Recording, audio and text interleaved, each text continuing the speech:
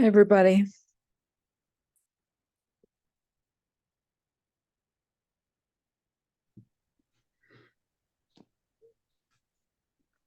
Hello. We're going to get started in a minute. Mary is going to be maybe late. So we'll work around that.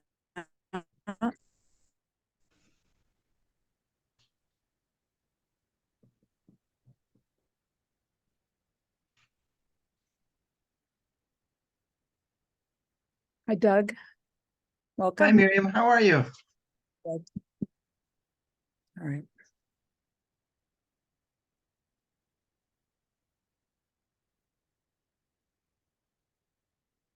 And hi, Donna. Welcome. We'll get started in a minute. Hello, hello. Just wait one more minute before we get going.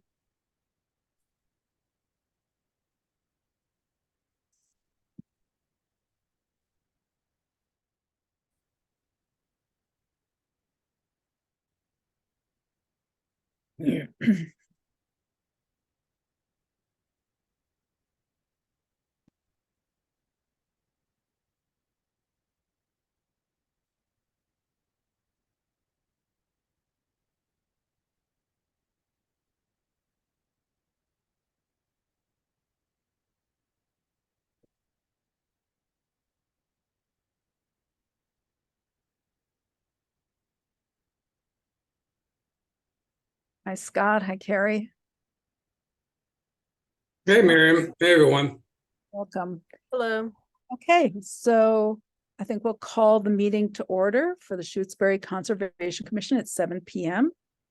Present are Miriam DeFont, Beth Wilson, Scott Kahn, and we will be joined later by Mary David.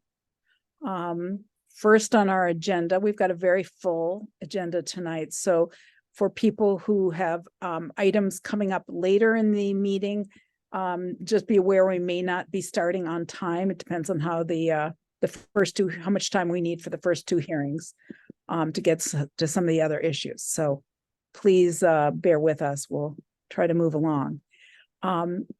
First, we're going to open the continued public hearing for 5759 Shore Drive, Notice of Intent, DP file number 2860300. And the applicant is Donna West, and I believe Doug Sorrell is here representing the applicant. And this is a continued public hearing. We opened the hearing in October. So let's kind of review kind of where we are right now, what the updates are since the last meeting. Do you want to review any of the updates since our last hearing, Doug? Sure, I would be happy to. Thank you, Miriam. My name is Doug Searle. I work with Berkshire Design Group, and we're working with Donna and Gary West on their redevelopment of their parcel at 5759 Shore Drive. And there have been a number of updates since the last hearing, and I want to know if I could share my screen. Would that be all right? Yeah, go for it. All right, here.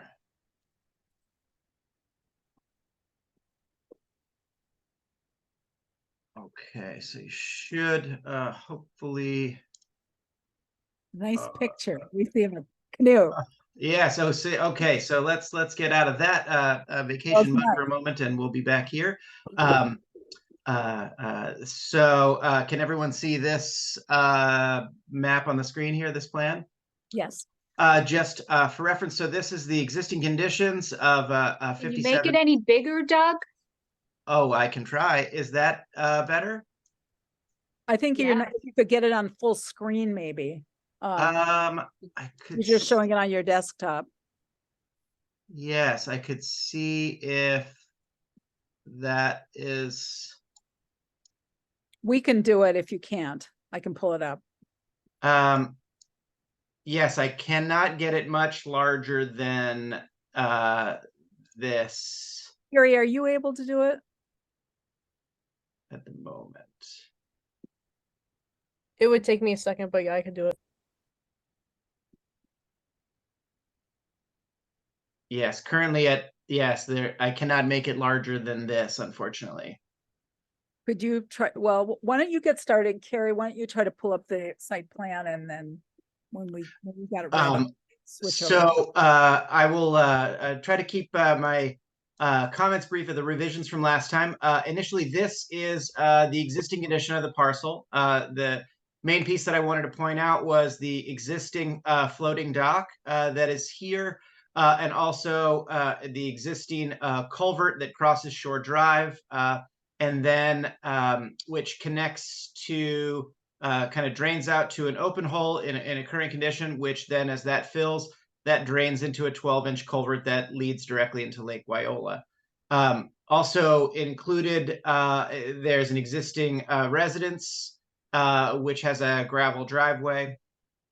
And the proposed plans, as they have been updated, the proposed home, the driveway location has been relocated to the northern side of the parcel. And one of the big pieces that changed in the revisions of the plan, Donna and Gary are no longer proposing to replace the culvert that crosses Shore Drive.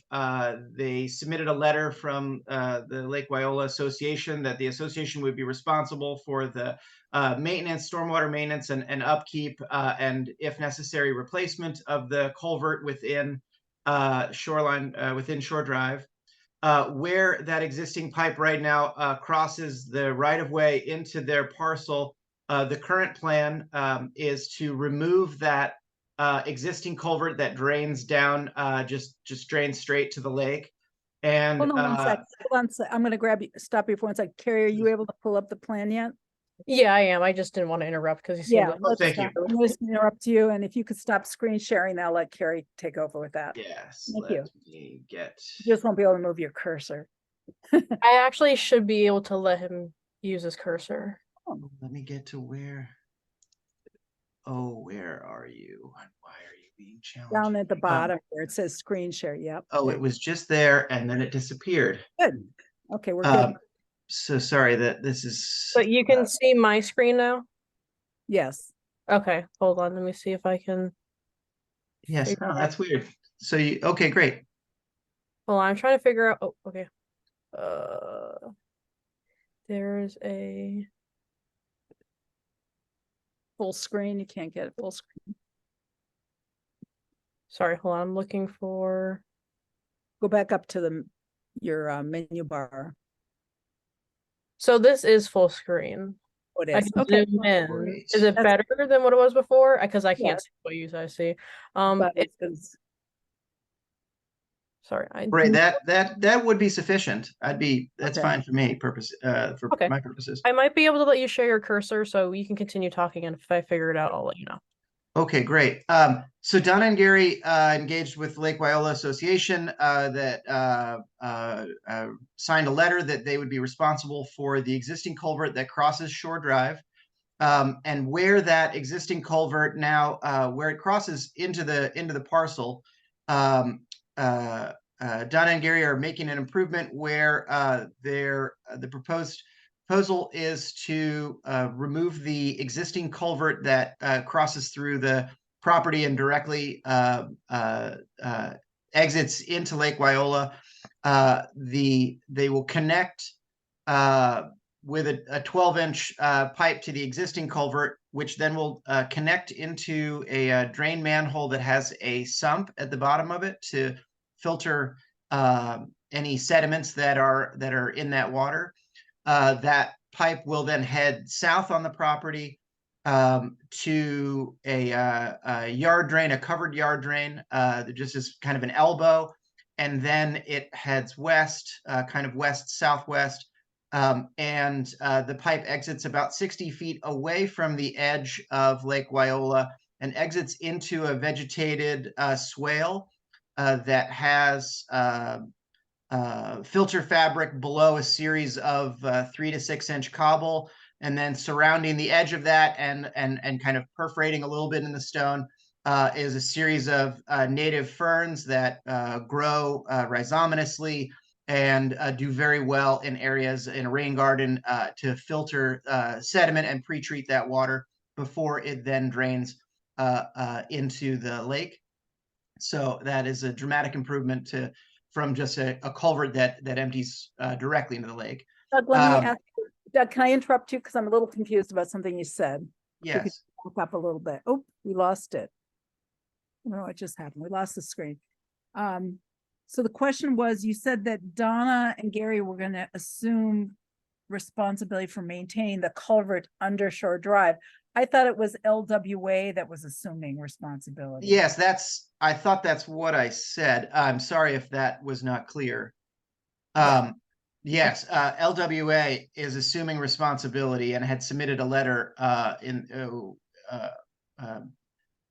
regard to that, that they are assuming responsibility for the maintenance and upkeep and replacement, if necessary, of the culvert that crosses Shoreline Drive.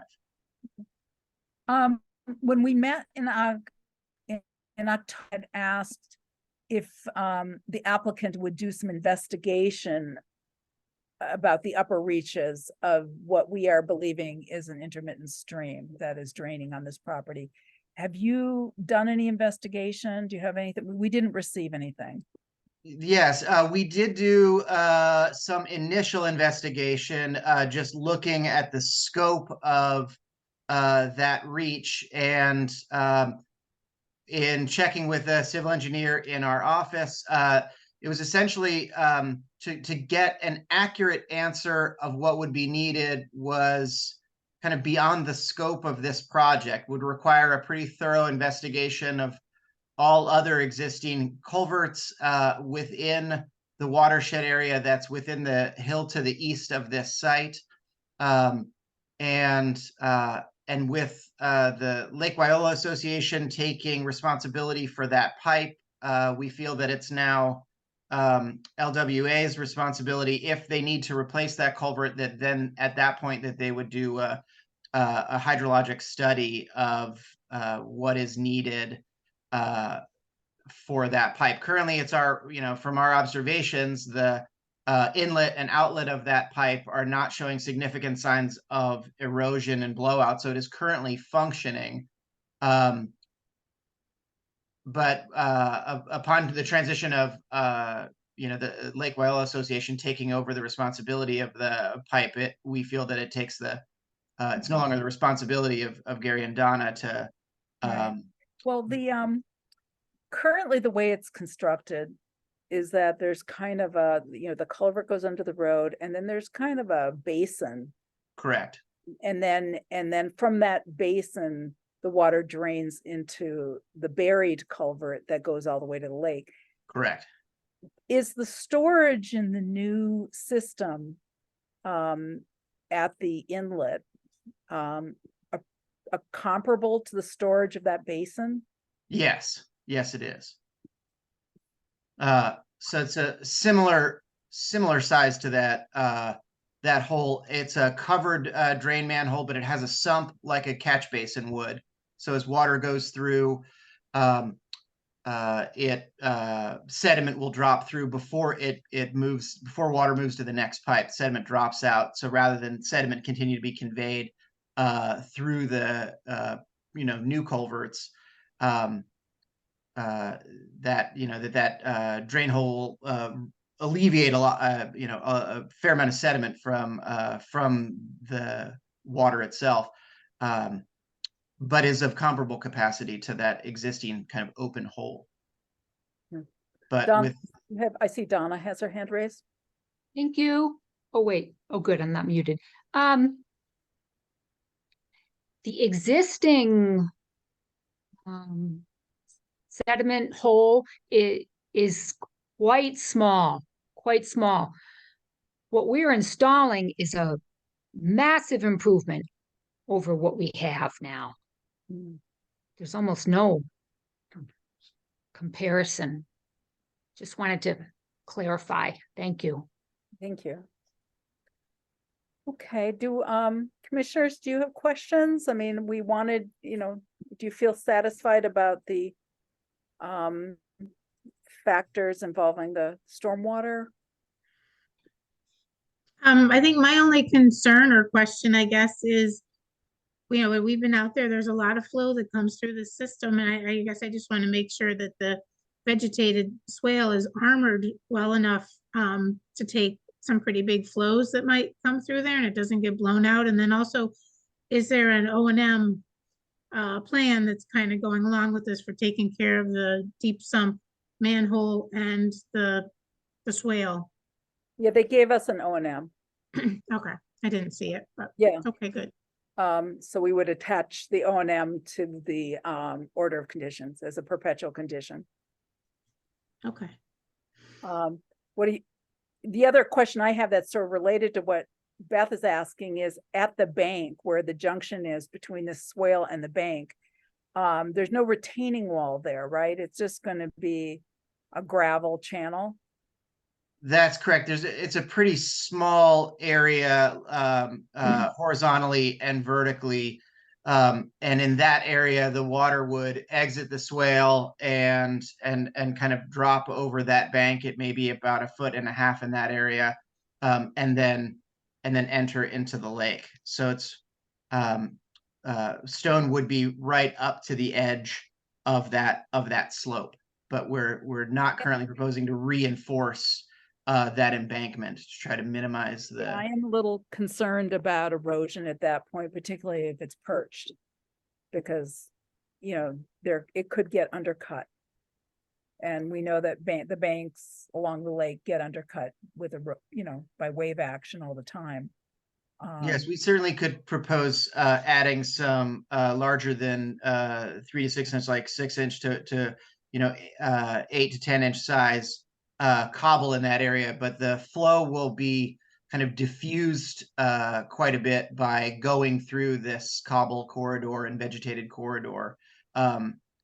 Much more so than just waters flowing through just straight through the culvert and then out into the lake. So from our perception, we feel that the water that's going to exit into the swale is going to do a very good job at slowing the flow down to really minimize any erosion potential. What do you think, commissioners? Do you want to see some additional armoring at that junction? I am concerned about that, because we, just think about some of the places we've seen where there's been erosion around the lake. Is there a cross section of the swale that we could just take a quick look at? If we look at page 3 of this set of plans. Oh, we lost it. It may, hopefully we're looking at the same. I don't know if you've got it. Keep going. Carrie doing this? I'm not doing this. Yeah, I'm using the packet that was sent. Yeah, there should be a third page. Yeah, page 3 is this. Probably page. No, that's Page 3 of the plan set, if there is. There is a set of site plan details that. Oh, there we go. Yeah, there we go. Okay, I thought you meant literal page 3, not. Yeah. Sorry. Thank you. So if we are able to shift the screen so that on the top center of the page, number 3 is a water quality swale. This is a cross section of what the swale is proposed to look like. So the channel itself is 2 feet wide. There's 3 to 6 inch cobble placed 6 inches deep. And there's filter fabric that's wrapped around the base of this channel. And as water flows through, ferns are planted on the outside and into the edge, and they will encroach through into the stone as I've seen them do in myriad situations. And so this swale essentially is from our experience is large enough to capture the types of flows that we foresee coming through this channel. Okay. Well, what do people feel about in terms of armoring the bank? Is that something we want to see? So you're talking right at the end of the swale, Yeah, Miriam? where it interfaces with the bank of the lake. Yeah. Um, yeah, I'd be all right. Yeah, that I makes don't sense know. to me. If you like bigger sized, large sized rocks, cobbles right at the end would probably make sense. I don't love that it's perched, because, you know, there's the potential for erosion under, for it to become undercut. Yeah, Yeah. we could certainly add stone to that, or that could be added in as one of the conditions to the order of conditions that you know, detail is shown to the commission before construction. Sounds Uh, good. You want to do it that way? Yeah, that sounds good to me. Okay. Um, If we All could flip back to the proposed site plan, the page before, thank you. If it's all right, I'd love to just kind of highlight a few of the other pieces that were adjusted since the original submission, just so that we're seeing the most up-to-date plans of this. So the other piece since the original submission, the existing floating dock is shown now on the plans. I don't think that was shown in the very original submission back in July. And this is a pre-existing dock. Donna has submitted permit, Chapter 91 permit application with DEP, which it's my understanding it's in process. And my understanding of Chapter 91 permits is that they require having an order of conditions to approve that permit. So I feel like when the commission is able to make a decision and finalizes with an order of conditions, that then that will be submitted for that to finalize the Chapter 91 permit for the dock. The other piece, in the original application, there were trees that were shown on the north side, but on the northwest side, close to the water's edge, in the area that is kind of along the western side, the lower slope in between the house and the lake. There's a native seed of a series of perennial, herbaceous perennial plants and perennial bunch grasses that are native to Franklin County are proposed to be in this area. There were trees that were in the northwest corner. The neighbors to the north were concerned that they would block their view, so we shifted those trees. Previously, it was 4 paper birch trees, and we've changed it up a little bit to have 2 paper birch trees that are now on the northeast side, north and south of the driveway entrance, and then 2 eastern redbuds that are on the north side of a small retaining wall in between the neighbor's property to the north and the retaining wall. So there'll be still trees, and then there's red osier dogwoods that are planted amongst those redbuds, also red osier dogwoods that are planted in the northwest corner. But largely that area, so it still will be improved kind of as wildlife habitat and buffer to the lake edge improvement by native vegetation there versus the lawn that exists now. But it won't be blocking the neighbor's view. So it's kind of multiple benefits to that area.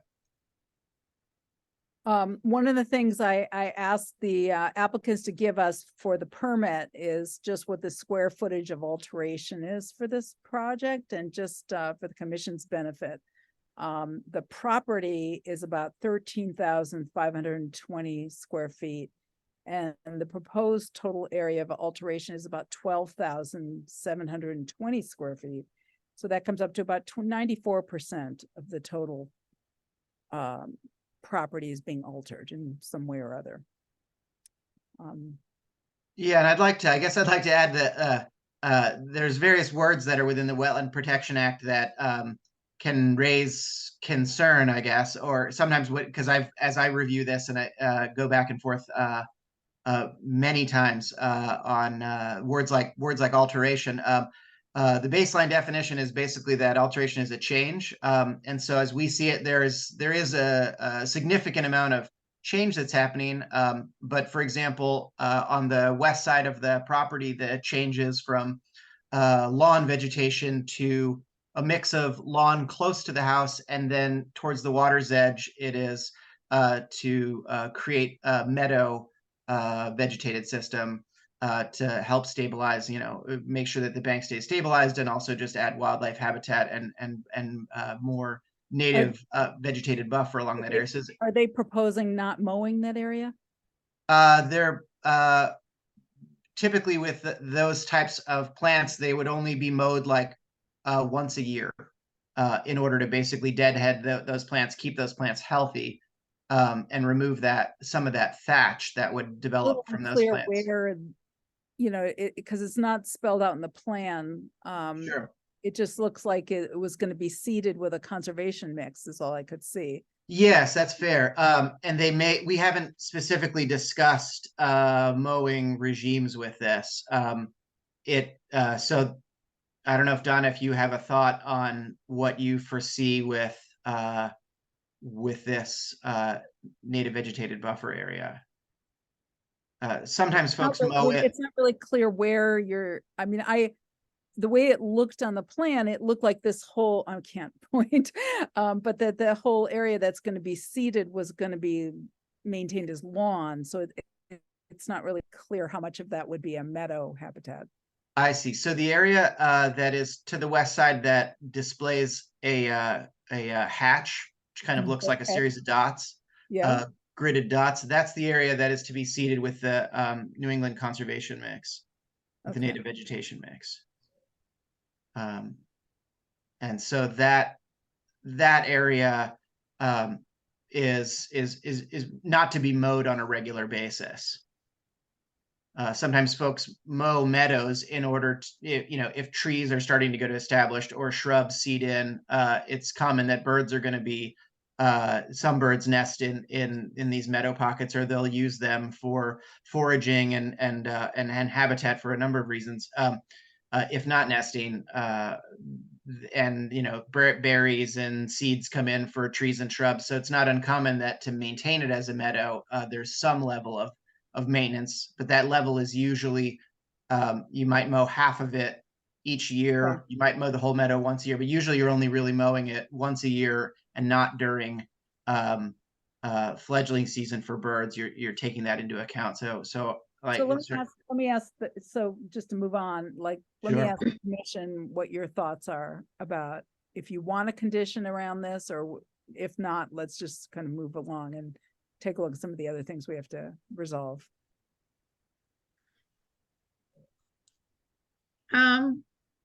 I think if that's what the idea is of the design is a meadow, based on the seed mix and everything, I think conditioning it to be mowed once a year makes sense to me. I suppose we can have a conversation with the property owner about that too. Scott?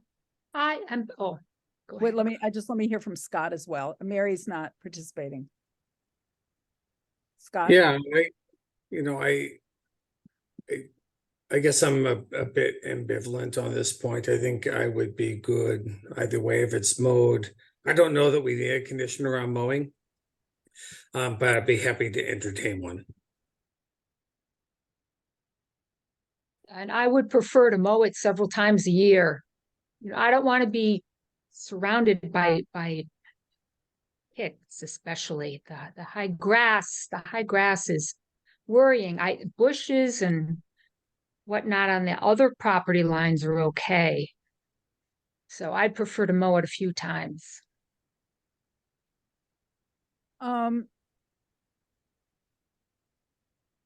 What would you think about revising the planting plan to include kind of a larger shrub barrier? I wouldn't be in favor of having more larger shrubs blocking the view of the water. Okay.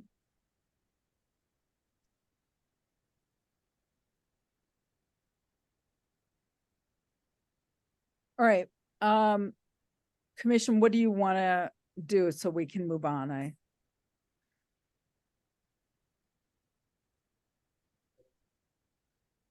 I mean, I guess we leave as is, but with the understanding that what's being planted there, the type of seeds are really for more of a meadow, not grass. I don't So, know if those grasses will do well if they're mowed frequently, because those are not, these are kind of yeah, grasses that are usually left, or cut at a very kind of higher height when they are cut, but. Yeah, we can, I mean, there's a number of, native plants that are certainly low and don't block views, but add to this. One of the reasons this mix is here was based on initial comments from the commission at the first site meeting to improve native plantings along the edge of the lake, so that there wasn't just lawn down to the edge of the lake. So we're trying to, as best as possible, sort of balance that view. So the southwest has less native plantings towards the lake and more area for lawn for patio space and gathering spaces outside.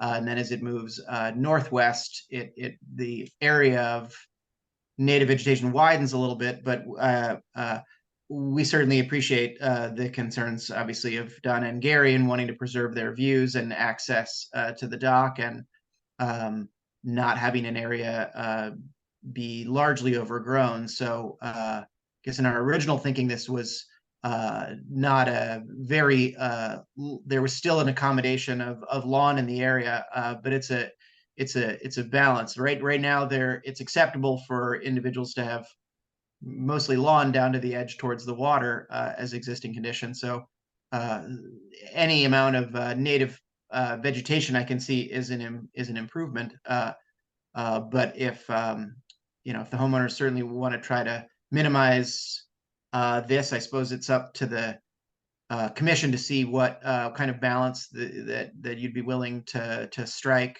to afford that. So. And I feel like we are adding, taking away a lot of mowed grass. For sure. And adding a lot of the conservation mix. So right. I do feel like we're compromising, both of us. Okay. mhm. Where do you want to go, commissioners? Because I think we should move on. We're just kind of getting stuck here. Well, for me, I appreciate the conversation and where the homeowners want to go. I think if you want to have native vegetation, don't mow it, because I think if you're mowing it repeatedly throughout the season, you're likely not to end up with the mix that you're planting, and you're going to have more grasses and annual weeds and whatever. I do think you could, as far as ticks go, I do think, mowing it sporadically, I think that you could reduce any concerns about having ticks, especially there next to the water. I don't see that as a big threat. But that being said, I think overall what you're trying to do here is an improvement from where we are presently. So, I guess I'm not inclined to restrict or mandate a mowing restriction. I just would say if what you're trying to do is get the native vegetation there, mowing it, several times a year, you're not likely to see success in what you're trying to do. All right. I think we should just move on and not changing planets. Ideally, it would be nice to see more of a vegetated buffer strip. I think there's some other environmental improvements being accomplished with this plan. I think the fact that you're daylighting the stream is an environmental benefit overall. So I think that's worth taking into account. So it is a lot. And when we say alteration, we are talking about, a lot of impervious surface being added, and also a lot of trees have been mature trees have been taken down, and are going to be taken down for this project. So, it's always a trade-off, but I'm willing to move on with this. I just think we want to move, we have a busy night, so I don't think there's more to be said. I do have some questions for the applicant, unless there's any comments from the public. Let's make sure there's nobody who wants to make any comments or ask questions. Okay. For filling out, you know, and putting together the permit, one thing I wanted to just ask is, are you getting a special permit for this? Is this gonna be permitted through ZBA or planning board as a special permit?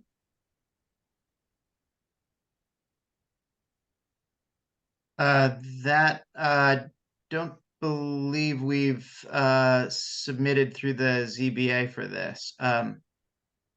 So it's just going through the building permit program? I believe so, yes. Okay. So one thing I just want, the applicants to know is that if for any, and I know that there is a pending Board of Health permit that hasn't been issued yet because they're waiting for our order of conditions. And there's a pending dock permit that's waiting for our order of conditions. But if, you know, if any of these other parties require any changes to the plans, you've got to come back to us and have us review those changes. And then we would decide whether or not we need to amend the order of conditions or whether it's minor enough that that isn't required. But we want to make sure you understand that if you don't, if any of this changes, we need to be consulted, and you know, just send us an email and then we'll put it on the agenda and we'll talk with you about what the changes are. Does everybody understand that? Yes, sorry, I think Donna, you're gonna chime in. I was just gonna say, understood, loud and clear, Okay. makes sense. Just want to make sure. Okay. So,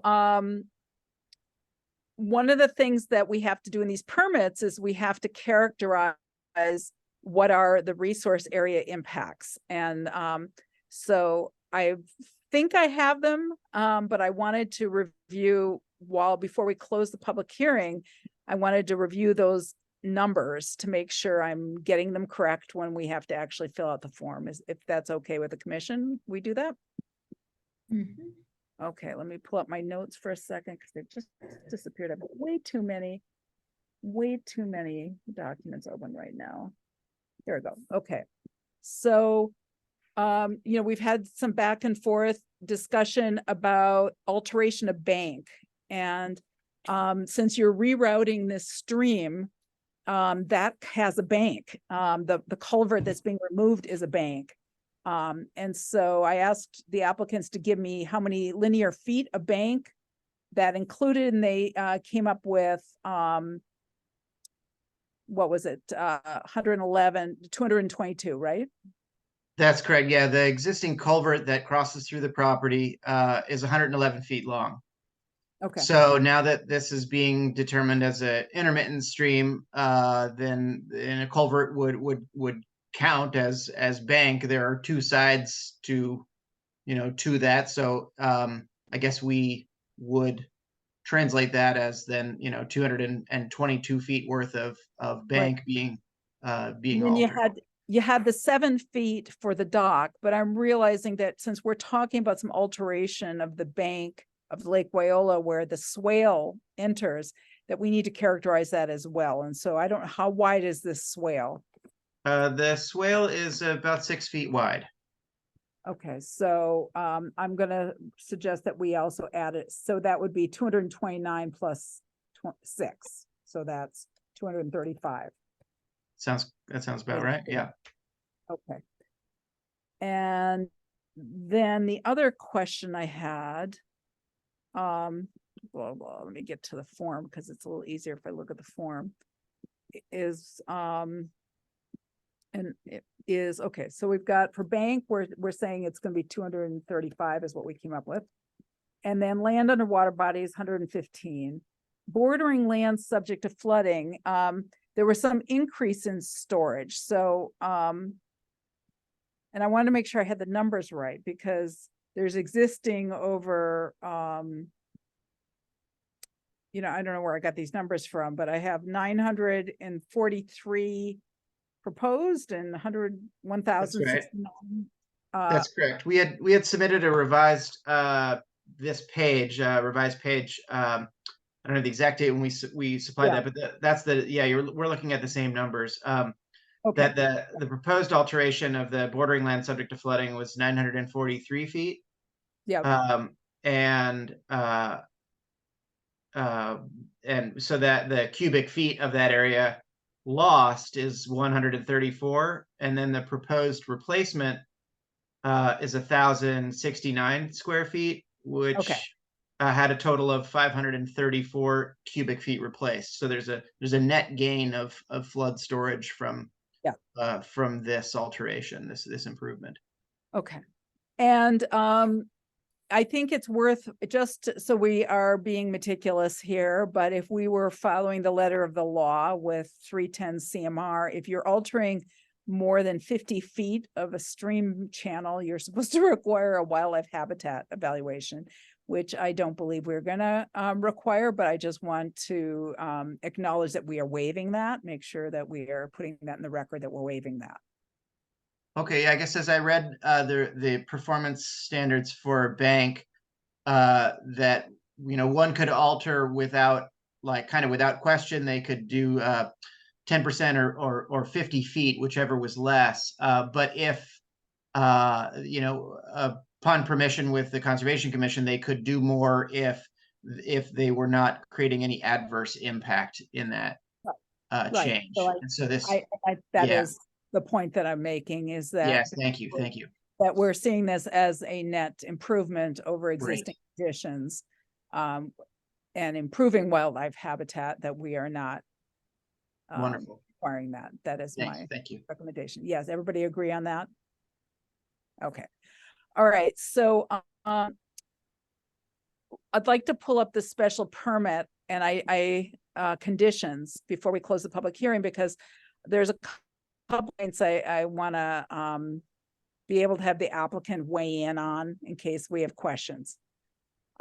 Is that okay? If something we do sometimes with this commission, where we include the applicant a little bit in this discussion.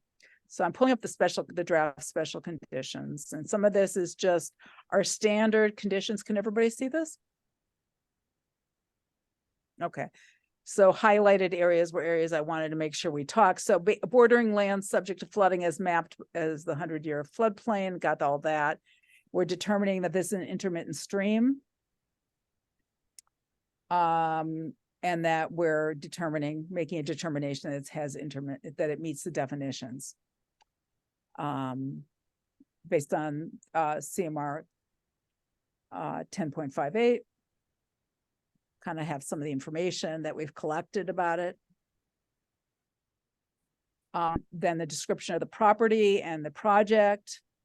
I think I have all the facts straight here. Demolishing house, putting in a new septic system, 2,000 square foot home, this conversion that we're talking about of alterations that we discussed. And then here we're changing this number to 235 linear feet.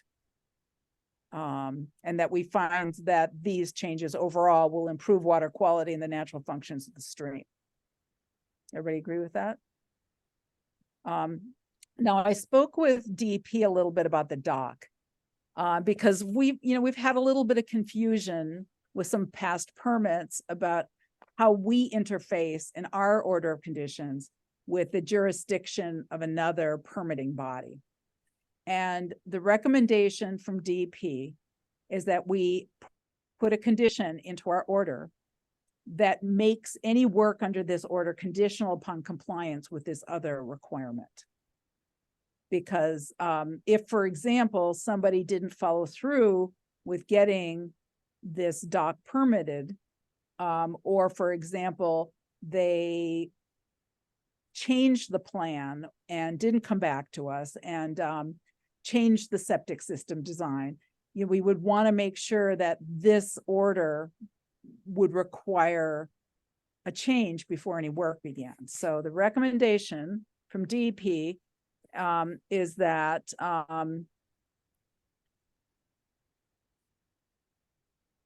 that we find this dock first of all, is subject to the DEP waterways program. And I'm going to scroll down to the condition just so we can see it. I think I highlighted it. Is that pursuant to general conditions 1 and 3 under the Wetlands Protection Act, Form 5, and the bylaw general conditions 1 and 4 on our Form 5 for our bylaw. This order of conditions shall not be valid and no work shall commence until the applicant has furnished the commission with proof of having recorded a Chapter 91 license at the Franklin Registry of Deeds, or the applicant has provided a written statement to the commission that the dock has been removed and discontinued. Should a substantive change in the dock design or layout be required by the waterways program, the applicant shall submit an amended order of conditions request. And then we have a similar one for the Board of Health, I think I have put in here also. Again, if I don't anticipate any changes, the Board of Health, it's very unlikely, but let's say there was a situation where the Board of Health required a change, we'd want to make it clear that this has to be amended then. Is that acceptable to everybody? Yep. Okay. All right, then I think with that, I think we could probably, the other conditions, I think I can just go over with the commission. I think I have enough information, so the commissioners, do you have enough information to close the public hearing? Oh, Donna. There, sorry, Miriam, you were just discussing. Now, you were saying that if we make any changes, of course, people have to be notified. But it said in the text something about we couldn't start the project until I have the dock permit recorded in the Registry of Deeds. Yes. But you're waiving that? No, we're not waiving that. Well, could the DEP in Boston said it could take 2 months until they get around to issuing it. So can we somehow please discuss this, and can I get going sooner? You're wanting to do construction this winter? Yes.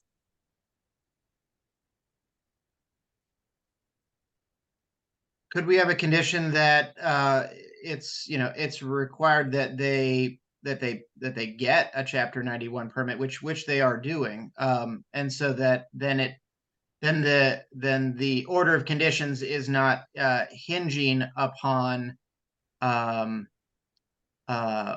how long it takes DEP to process their bureaucracy for them to begin work, but it could just state that they would. They could simply let the commission know that once it's come in, but it not be a hinge of whether or not work can begin or not. In earnest, Donna and Gary have submitted and are complying with the regulations to submit the permit. So it makes sense that that in like good faith they be honored that that's going to go forward. But if DEP somehow takes 4 months to process that seems that seems kind of above and beyond the commission's jurisdiction, that they can't begin to do work allowed by the order of conditions because of another state jurisdiction. The way it was explained to me by DEP is that the order of conditions under the Wetlands Protection Act, or the general conditions 1 and 3, say that the applicant must be in compliance with all applicable statutes and regulations and permitting requirements for other agencies and governmental bodies as a condition of the order, but that for the sake of clarity and to make sure that this condition is operational, DEP is recommending that we link the two. And this was coming from DEP. So I think I would leave it to some discussion, I think, with the commission about how we want to do this. We have had, we're in a situation where there's a permit dock that existed for many years without any license. We've had situations where, it's been unclear how these orders of conditions apply. And so we want to make sure it's very clear what is required. And I guess I would like to have some discussion with the commission right now. So Donna, I hear what you're saying, but I'd like to hear and have some discussion right now with the commission before we proceed. Or we can wait till we close the public hearing and have that discussion. Well, one idea would be that, getting the chapter 1 as part of the project, chapter 91 is part of the project. So we could have a condition that we won't issue a certificate of compliance until we get a chapter 91 that then is also recorded and all that. That's one way to look at it, I guess, that it's part of the project to do that. We could do it that way. Yeah, I'd be good with that. I mean, it's attached to, you try to sell follow the license. Could You you were say that coming in- again, Miriam? Yeah, you're coming in and out. I don't know what's going on here. I said that just as long as the landowner understands that, it is attached to their deed, this order is recorded and attached to their deeds. So, if they were, for example, going to be trying to sell their house, and they didn't get the dock license, it could make it difficult to get a certificate of compliance. But that's okay with me. Yep, that's fine with us, Miriam. Yeah, All thank right, you. do we have enough information to close the public hearing? All right, somebody make a motion to close the public hearing? I make a motion to close the public hearing for the notice of intent for 5759 Shore Drive. Okay, second. I'll second. Okay, DeFont, aye. Khan, Aye, Wilson. Aye. Okay, and for the record, do I have everybody's permission to sign digitally? you Yes. do. Okay, all right, so let's just kind of go through this. I think we've resolved all these issues, all the highlighted parts. Applicant, let's go through finding 6. The applicant is seeking a permit for a dock. The dock consists of 130 blah, blah, blah. I'm just skipping that. The commission finds that a permanent dock that exists on the site does not currently have a license as of the date of this order. This order includes approval of the permanent dock, provided that all applicable state statutes and regulations are complied with. Are we okay with that language? It's implied anyway. Although not under the jurisdiction of the commission, the applicant is responsible for full compliance with any requirements of the waterways program. And then see special condition 11 below. Proposed erosion controls. Here's the presumption. States presumption that any bank shall not impair the physical stability. The commission finds that the proposed work, including the daylighting of the intermittent stream, sufficiently meets this requirement to protect the interests. How's that? All right. We don't approve it as a limited project. Bank and land underwater bodies. We've gotten approval from NHESP, so Natural Heritage. These are all the documents. We find there's no practicable alternative. This is issued under the Wetlands Protection Act and the Shutesbury General Wetlands Protection Bylaw, and we're hereby incorporating the general conditions from those forms. That added that recently from, I think it was from MACC recommended conditions. And then Donna, I see your hand raised, but once we close the public hearing, we can't really interact with the applicant any longer. Sorry. Okay. So I apologize, I just didn't remove it before. Sorry, Miriam. So here for finding 15, I have that they've only partially rebutted the presumption of an adverse effect contingent upon the special conditions, including all perpetual conditions, because we're going to add a few perpetual conditions. Does that sound right? That's a partial rebuttal.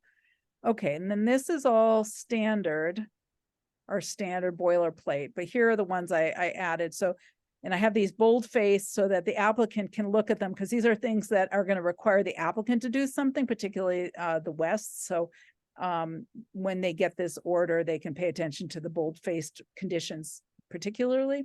So prior to the work and no later than 30 days from the issuance of this order, we will receive a letter with an original signature from the applicant stating that they've read the order of conditions and understand them. So we need to get a letter. It can be sent to us by it needs to have an original signature, so it has to be sent snail mail to the commission. Before any work commences, and within 30 days, they have to register, they have to record these orders at the Franklin Registry of Deeds,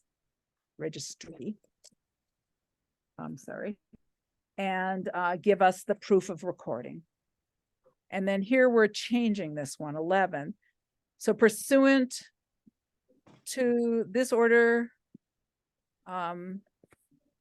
okay, how about we say no certificate of compliance? That's not right. A certificate of compliance, a full certificate of compliance shall not be issued. Now, here's a question, and this is the problem. If they never do it, it'll never be able to be, and the permit expires, then they'll never be able to get it off their deed. Yes, I could respond very briefly to that. Really, as far as I understand, the bottleneck comes for if they want to do future permitting, future work down the road, 10 years down the road, this becomes an issue. So I think in good faith, it's you know, kind of presuming they're going to do the right thing, and they would comply with the orders, you know, listed in the conditions in order to get the certificate of compliance to close this. Okay. So to say that, yeah, I think it's fair to. I appreciate what the change being made. We can't be discussing this with you because Thank you. Sorry about that. Sorry. Don't mean to cut you off, but I have to. Okay. So a Fine, full thank you. certificate of compliance shall not be issued until the applicant has furnished the commission with proof of having recorded the license or they've removed the dock. How's that sound? It's good. Good. Because it could be removed. Okay. All right. And then we don't have a special permit conditions.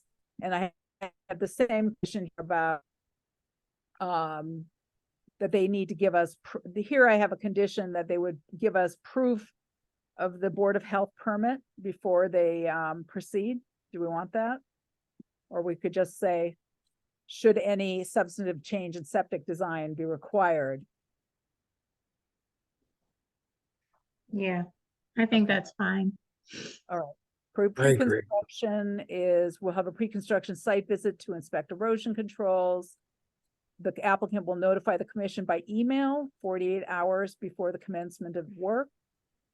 This is all basic boilerplate. One thing I did want to say was that in the operation and maintenance plan, it said that if there were any failures of the system, that the Shutesbury Highway Department or Public Works Department would be notified, but this is a private road. So I don't think that that would be applicable. So I am asking, I put in here that the commission would be notified if there was a stormwater failure.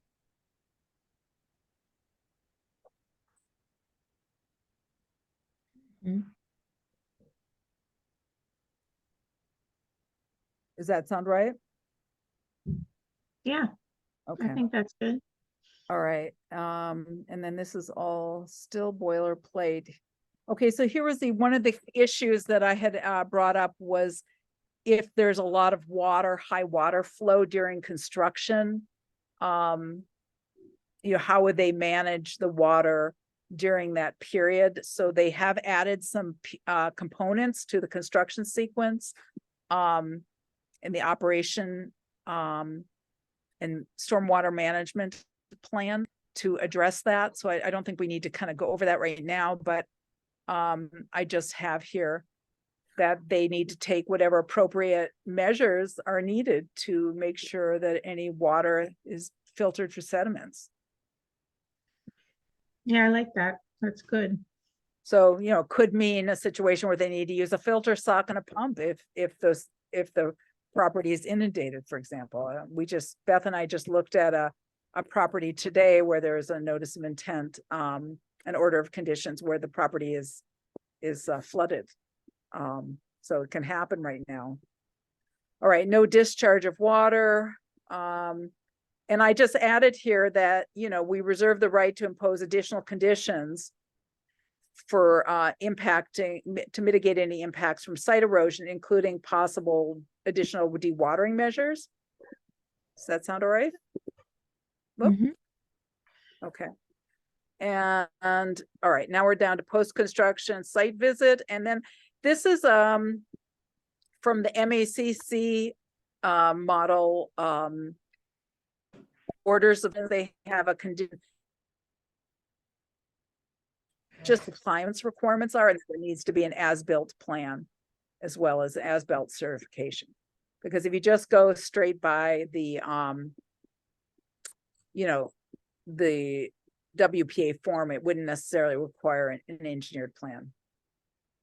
Or when I say engineered, I mean a stamped plan. Is that all right? Mhm. I mean, this plan was developed actually by a landscape architect, so I don't know. Why don't we say Yeah. land surveyor or equivalent professional? That's all right? Yep. Okay. All right.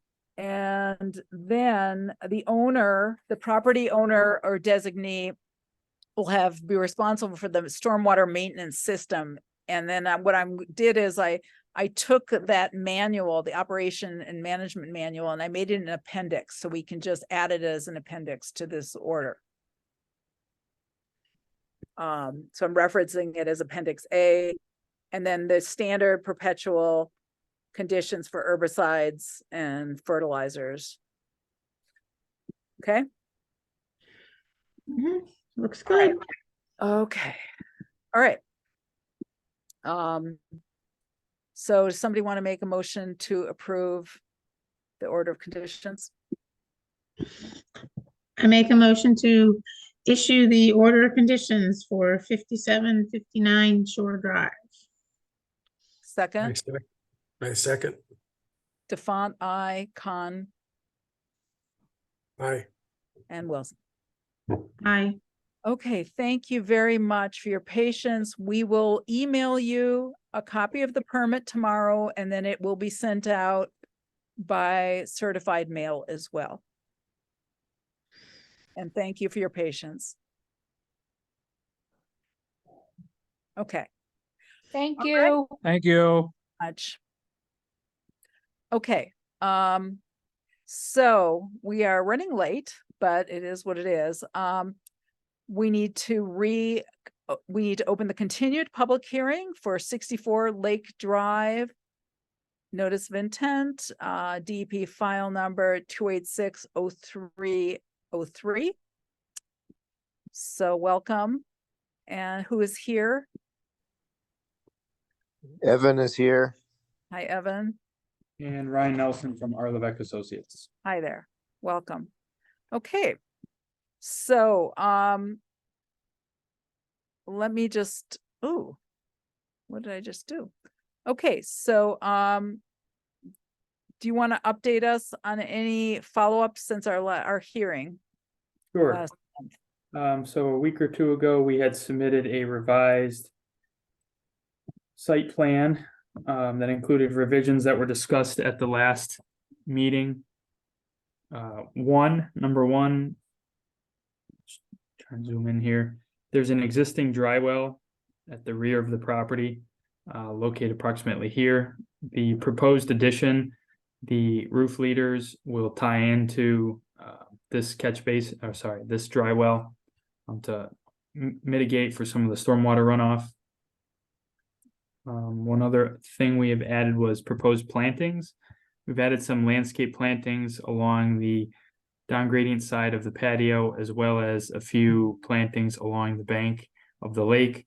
We're proposing serviceberry shrubs as well as clusters of ornamental grasses at the wall inlet to the lake. Let's see, the third item was there was a portion of an existing wooden platform to access the metal dock. It's about 4 by 5 feet. It is removable, and that is proposed to be removed seasonally with the docks. So we're showing that on the plans. And then a small retaining wall has been added to the down gradient side of the patio, and that's just to account for the grade change, so less fill is needed on the downhill side and to support the patio better. We submitted this revised plan back to NHASP. They came back with a revised determination letter with no change. This is still a no take. Aside from that, no other changes. Okay. All right. And I think I had a couple of questions that were similar in nature to kind of the last public hearing. Are there any variances that you're seeking with the permitting for this? No, I don't believe so. The existing docks are going to be relocated so that they comply with the property line setbacks. And there's no building variances or anything. The proposed addition is within the building setbacks. So I don't foresee any variances needed. Now, and as I was mentioning earlier, for permits, we have to list all of the resource area alterations. So I have some numbers here and I just wanted to run them by you and make sure I have them, that I am understanding them. So for square footage of alteration, oh, cat is rioting, sorry. Am I correct in saying it's about 792 square feet? Existing house is 855 square feet and you're going to 1647. I don't know if there's any other square footage for the retaining walls and patios that you were factoring in. The proposed addition, yeah, 700 something sounds about right. You just multiply 26 by 24, not including that connection jog, it's about 624, so that makes sense. Okay. I don't know the area of the patio. It looks to be potentially roughly the same, maybe a little more.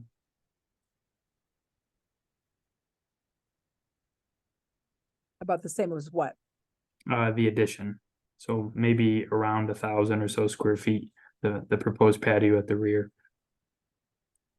Okay, so the patios, you're saying the patio is about 1,000 square feet? Roughly, yes.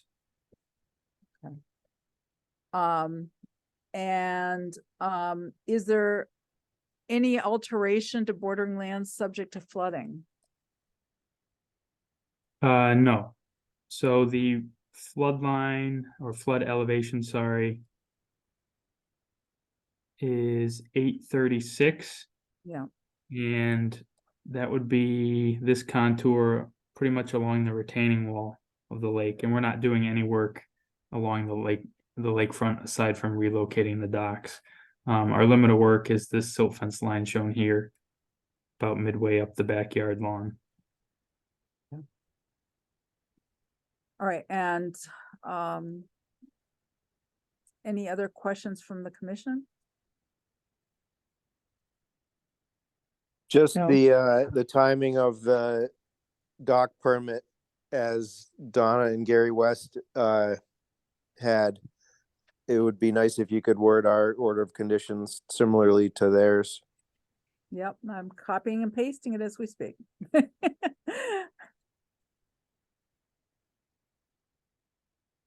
Fabulous. Then no, I think If you're good, we're good.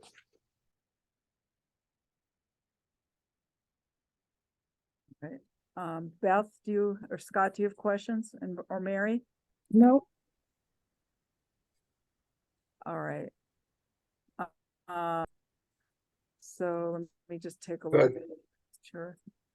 I've got this all clear in my head before we close the public hearing. So that you do not have the dock license applied for yet. Correct.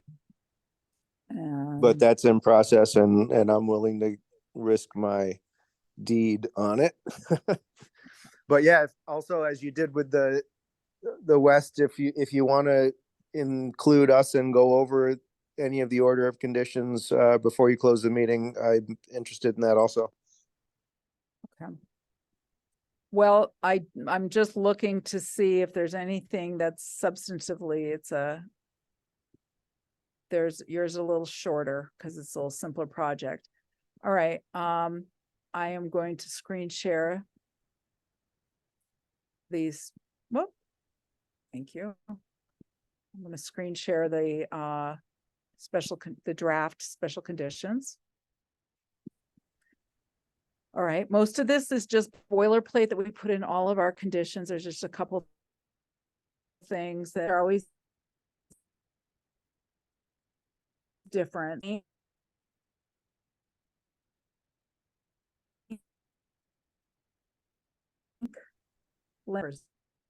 Zone.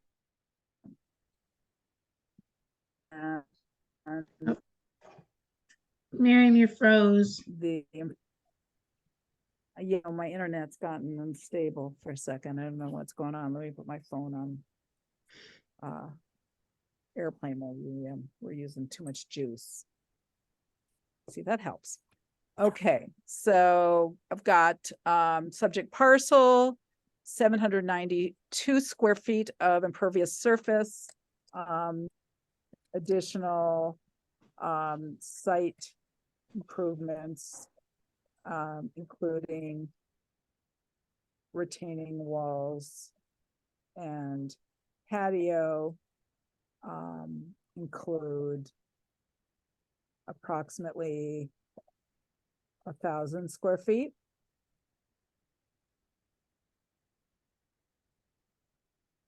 Is that right? And there are 4 retaining walls, is that right? There were originally 3, but you added one? Or am I got that wrong? There's one along the water. There's one proposed at the rear, and there's some existing ones up front. But new ones, I mean, Oh, just one. just Well, one. no, it's a total of 4. There's the 2 side ones, the half moon shaped one at the house, and now the one along the front of the patio closest to the lake. So yeah, total of 4. Okay. Okay, so you're tying into an existing dry well. You've got a dock, 220 square feet, which I think, and then a removable square foot wooden dock. The application has not been submitted. The applicant finds that the existing docks do not have a current license. We'll put current. And the order includes approval of the dock. And then we'll go back down to special condition 11 later. Hold on one second. Hey, Rob, could you get the cat out of here? My cat is doing bad things while we're here. Okay, sorry about that. Okay, so here are the project plans. And general conditions are all the same here. A written letter from the applicant, this would come from Evan, that you need to record it in the registry of deeds and give us proof within 30 days and before any work commences. And then 11, this is the condition that we had just discussed, that we would not issue a full certificate of compliance without the license been recorded and we get proof of recording. Okay. And then if there's any changes, come back to us. Erosion controls, have a pre-construction site visit, emails before the work begins. And then all of this is standard. Nothing here is unusual. Post-construction site visit. Submit the following for a certificate of compliance. And so what we said here was land surveyor or equivalent professional. And then we always have, for projects such as this down by the lake, some perpetual conditions regarding use of pesticides, herbicides, and fungicides, and also fertilizers. And then erosion controls remain in place until the site is stabilized and we've authorized their removal. Okay. Looks good. Okay. Any comments or questions from the commission? Not for me. Are there No. any comments from the public or questions? Okay, somebody want to make a motion to close public hearing? Make a motion to close the hearing. Second, Second, okay, David, Aye. LaFont, aye, Con, Aye. Wilson. aye. Okay, so we'll be issuing the order of conditions with, under both the Wetlands Protection Act and the bylaw. And do I have everybody's permission to sign digitally? Yes. You do. Okay, somebody want to make a motion to approve the order of conditions with special conditions as amended? I'll make a motion to approve.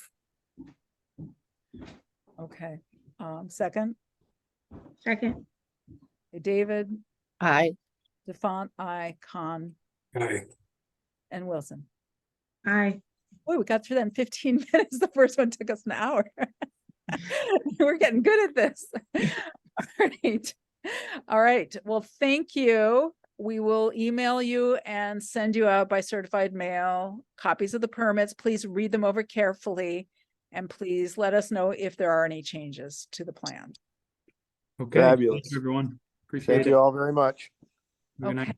Okay. All right. Next on the agenda, we have, I believe the next is a certificate of compliance request for 32 Lake Drive. And I see the landowners are here. Are you here? Are they still here? Yes, we're here. Could you tell us how to pronounce your last name? Sure, Mikolajczyk. Mikolajczyk. Okay. Yep. So, Beth Wilson and I came out and looked at your property. This is I'm just trying to get back to the agenda. Hold on, give me 1 second because I'm 1 second, Miriam, our attorney is joining us tonight. Okay. Jim Martin, he's on the call as well. okay. Welcome. Is that iPad? Good evening. And how do you spell your name? Martin, James Martin, Martin. Thank you. Okay, welcome. so this is an expired order of conditions. It was issued in 2020. And a couple of issues came up. One was that the landowners were required in the order of conditions to install an infiltration trench to manage stormwater. And in 2022, they learned from the Board of Health, health agent, Charlie Koniecki, that this infiltration trench would not be allowed under Title V because it's too close to the leach field. It's the same situation as arose with 26 Lake Drive. If commissioners remember the discussion back in 2022 about that permit. So the project has been completed, and what the applicants have shared with us is that as an alternative, the project, the parking area and leach field were graded in such a way to manage some of the stormwater that might come onto the property. And they have not reported any difficulties with stormwater since the project's been completed. So they are seeking a certificate of compliance with the understanding that there was a perpetual condition in their order, which they were not able to comply with, and they are seeking relief from. The second issue is that their permit also was for the installation of a dock or permitting of an existing dock, and they have not obtained a Chapter 91 license. So that the issues that we need to address are obviously the infiltration trench. In my opinion, I think that we should issue a certification that they've satisfied that requirement. I don't see anything gained in keeping that condition on their deed, because it's never going to be able to be satisfied. So I think they've addressed, in my opinion, from the site visit, I know Beth can hear from Beth what she thinks about that particular issue. Yeah, no, I agree. Nothing we can do at this point, and they did, you know, address the drainage in other ways. Okay. So the dock, and, you know, apropos to the discussion that we just had about what kind of conditions you put into an order of conditions, this was a commission that didn't have the same membership as we have now, and they had a slightly different way of doing things.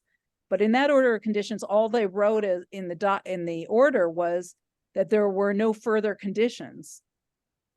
And that they were acknowledging that the applicant had already applied for a Chapter 91 license. Unfortunately, what happened was that application appears to have languished. The waterways program required some updated design information, and it looks like it just languished, and there was no follow-up regarding that. I mean, I don't have any information that the applicant ever responded to the email from the waterways program that we were copied on in 2021, 2 years ago, 2.5 years ago now, actually almost 3 years ago, letting them know that their application was incomplete. So now we're in a situation where the permit has expired. We can't amend this order of conditions once a permit is expired. And they don't have a dock license. So we have to decide whether this is something that we want to issue a partial certification of compliance and or a full one, or to ask the applicant to consider withdrawing the request and getting the license and then seeking the certificate of compliance. I mean, those are kind of the decision pathways. So when you say partial, that means partial with them having to obtain the license to So get it complete? they would have to, with a partial, I'm sorry, I'm having a lot of cat problems. With a partial, we would have a finding that they had not met the conditions of getting a Chapter 91 license. Which they would then be required to do. Yeah. So may I Yep, speak with them? Sure. Okay, thank you. Didn't want to interrupt anyone. So again, I'm James Martin, and I represent Steve and Megan. I've been working with them since they first envisioned and then processed their dream to have this cottage on the lake. And so we spent quite a bit of time with the town of Shutesbury making that happen, and they've dotted every I and crossed every T when it comes to what they were supposed to do regarding the cottage and the property. We appreciate the opening comments from the chairperson that in fact the town should take the proper action with regard to the trench, particularly since the required language called for something that is illegal and not allowed in Massachusetts anymore. So I don't want to dwell on that because I think we are all on the same page on that. I have conferred with Town Council Donna McNichol a couple of times today, and she is also shares that opinion that their alternative plan with their engineer is satisfactory, should be satisfactory to the town. With regard to the dock, though, I think some history is important and helpful here. The condition said that they had to apply for a license. They did apply for a license. They applied for it promptly. And I have spoken to two people at the DEP today, one in the Springfield office, who's now the regional director. And he told me that in the 2020 or 2021, due to the fact that they were down to one person, he wasn't even there. He was brought in from the eastern part of the state. The dock licenses and those types of things languished and fell horribly behind for being processed, so that they were moved to the eastern part of the state, to another regional office. And Steve in particular was shepherding that through. And I don't think it's fair to say that that they let that languish or didn't pay attention to it. Having spoken to the people at the DEP today and spoken to Steve, and he's here to verify this, after the initial round of communications, which I know the board has had shared and I've been provided with from Chrissy Hops, who is now in charge of that department, that they had were just totally frustrated and prohibited from continuing to work with the board to address the bullet points that they said they needed to address. They would emails, they wouldn't get any responses. There were calls, they wouldn't get responses. And as one of the DEP people said, they were just understaffed. They were working from home. People weren't used to the technology, and it languished and languished. Can I just ask you, because there's a lot of like vague language. You're talking about the Conservation Commission not responding? No, the DEP. Oh, because I thought you said the board not responding. Okay. No, I didn't say the board. I'm sorry. Okay. Okay. So No, I'm very careful to not Okay. confuse the board with the DEP. Okay. The history I've just given you is all about the communications with the DEP or lack thereof. So having spoken to Ms. Hops today, she said that if Steve and Megan are able to resubmit some of the documents and provide them with the changes to the plans, she and the DEP can very quickly turn this around and give them their license. So I say this because I'm concerned that some people may have the misimpression that Steve and Megan were not diligent, were not working properly and timely in order to obtain this dock license, and got frustrated and got shut out due to circumstances. I'm not blaming anyone. It was a chaotic time. People have retired. There were vacancies. Technology wasn't working for a lot of people at that time. That was new to them, and so here they are today. Steve was out there at the property today. I've spoken to the DEP. They're more than willing to work with Steve and Megan. I was actually given a person to contact to shepherd this through to get it done. And I've shared that information with Megan and Steve. And I'm confident that as quickly as the plans can be revised, the additional documents Steve and Megan will get in, that they will obtain a license for the dock, even though technically I think they satisfied the obligation under the wording that was originally done to apply for a license, which they did do, and no one doubts. So we're asking for the Conservation Commission to work with Megan and Stephen to allow this to get processed by the DEP, and at which time, when they get their license, we'll do all the follow-up steps to make sure that it's properly distributed out and recorded where it needs to be recorded. And I'm happy to take at- any questions from anyone. So you're asking for a full certification and at this time. I'm sorry? You're asking for a This- full certificate of compliance at this time. Yes. Well, condition on us getting the license, obviously. Because Okay. we want to, Is that, we can't condition it. right. That Well, condition, and it wouldn't be full. So all right, well, if the board is inclined, the Conservation Commission is inclined to give a full certificate with the understanding and representations made here today, then that would be fine. If there's some hesitancy to do that, we would take a partial certificate and come back at the next earliest opportunity. okay. Well, let me have some discussion with the commission, see where we want to go with this. So we've got a couple of options here.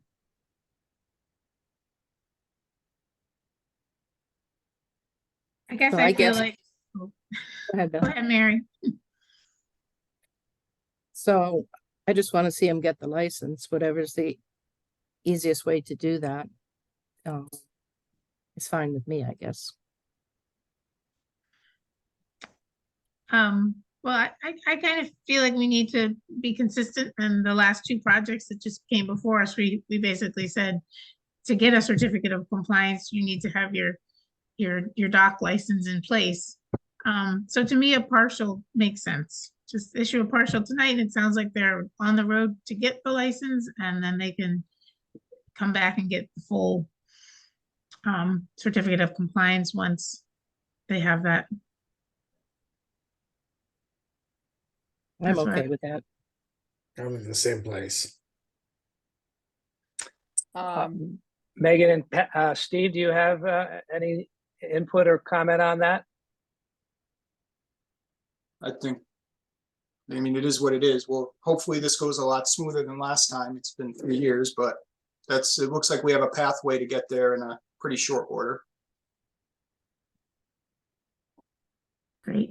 We certainly want to find a pathway forward. We're not trying to put you in a bind where you don't have a way forward. And I just want to say, as a point of information here, and I think it's just, keep in mind, that it's concerning that there were all these issues without a lot of communication with us.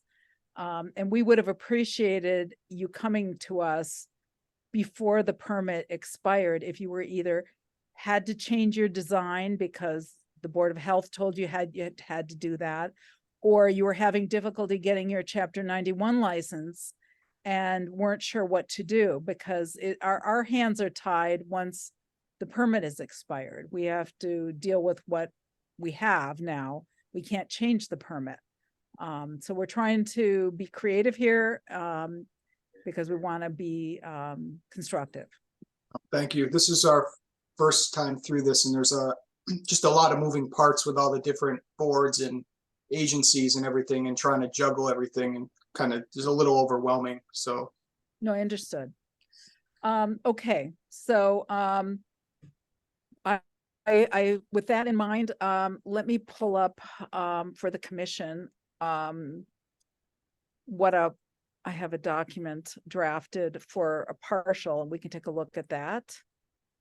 Because in addition to Form 8B, we've got to have a determination that kind of addresses these perpetual conditions that are in the order, if you will, that we're hoping to kind of make go away and resolve. So here's a partial determination.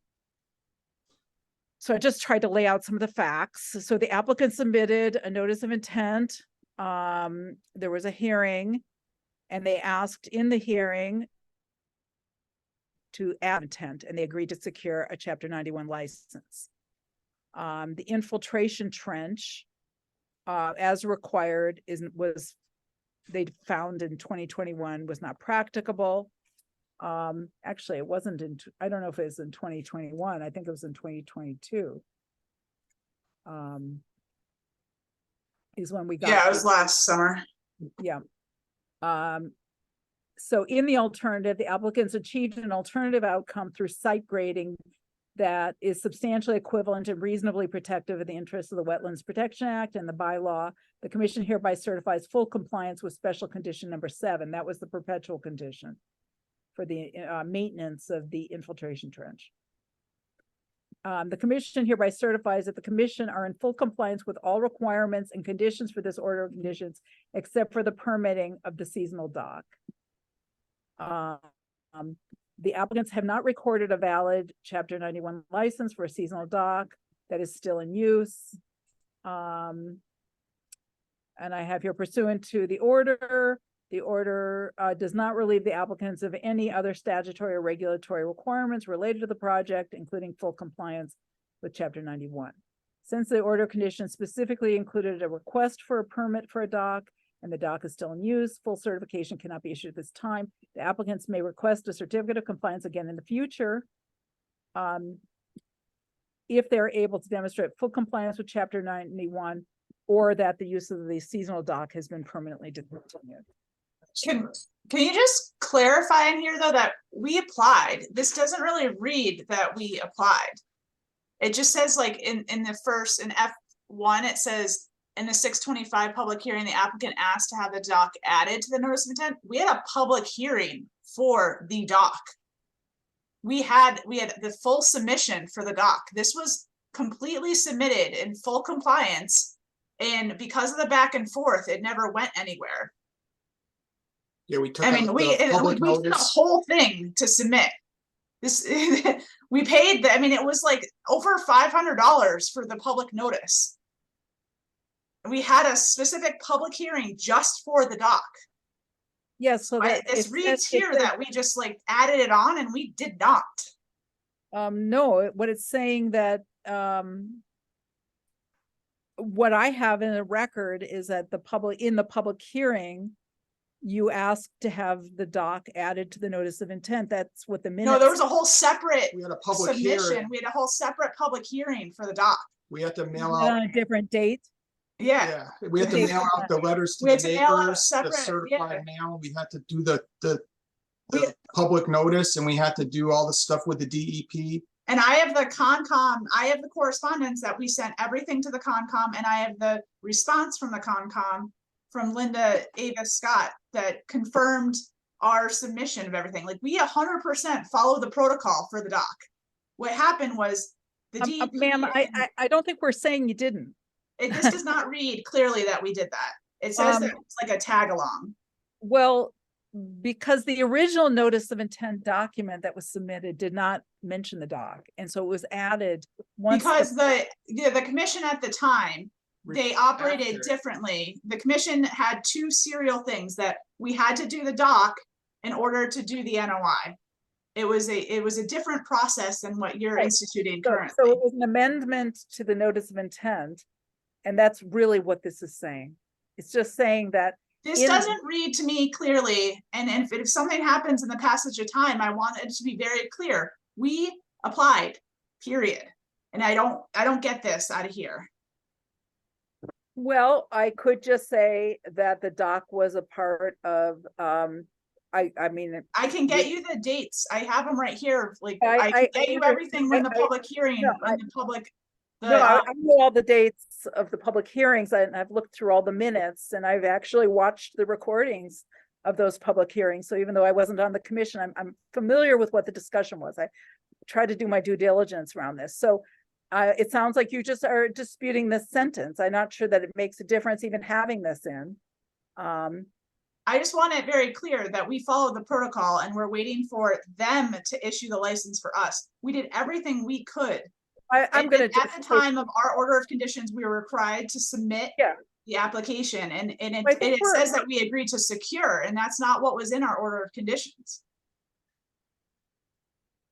We were required to submit, and it was satisfied. I think I'm hoping we're still on the same page. So commissioners, I'm suggesting perhaps take this sentence out and just leave it that the applicant sought approval of a seasonal dock. I'm fine with that. Okay. I'm fine with that. I think that would help. Thank you. Yeah, I just don't want this, there could be a different commission in a year, or, if it takes that long to get approved, God forbid, but I just want this to be clear. Yes, we absolutely want this clear. Thank Um, you. And we do try very hard to make sure that these things, and sometimes it seems like we're being picky, but I think this is just a really good example where vague language leads to some confusion, and we're trying to resolve this for everybody's satisfaction. Thank Okay. you. Is this looking okay to everybody? Yeah, I'm just curious. I'm asking, actually, I'm sorry. Let me ask the commissioners. If you could just hold on for a second. Commissioners, is this looking okay to you? Yes. Our findings that we have to agree on. Yep. Okay. Yes. All right. So, for Form 8B, I'm just going to pull up that draft, Form 8B, and make sure that we understand it. Oh, I'm sorry, I'm pulling up the wrong one. It's for partial. So, let me.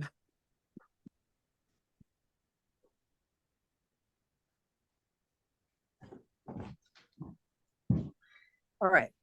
Can you guys see this? Yes. Hoping I can see it. Okay. Let me expand it. Yeah, it's not the whole page. Okay, got it. There we Okay, go. so this is the form that we will attach those findings to. And the registry. So this is, we're clicking off partial certification. And then this language, I thought I had taken this out. So I think I would just say it's.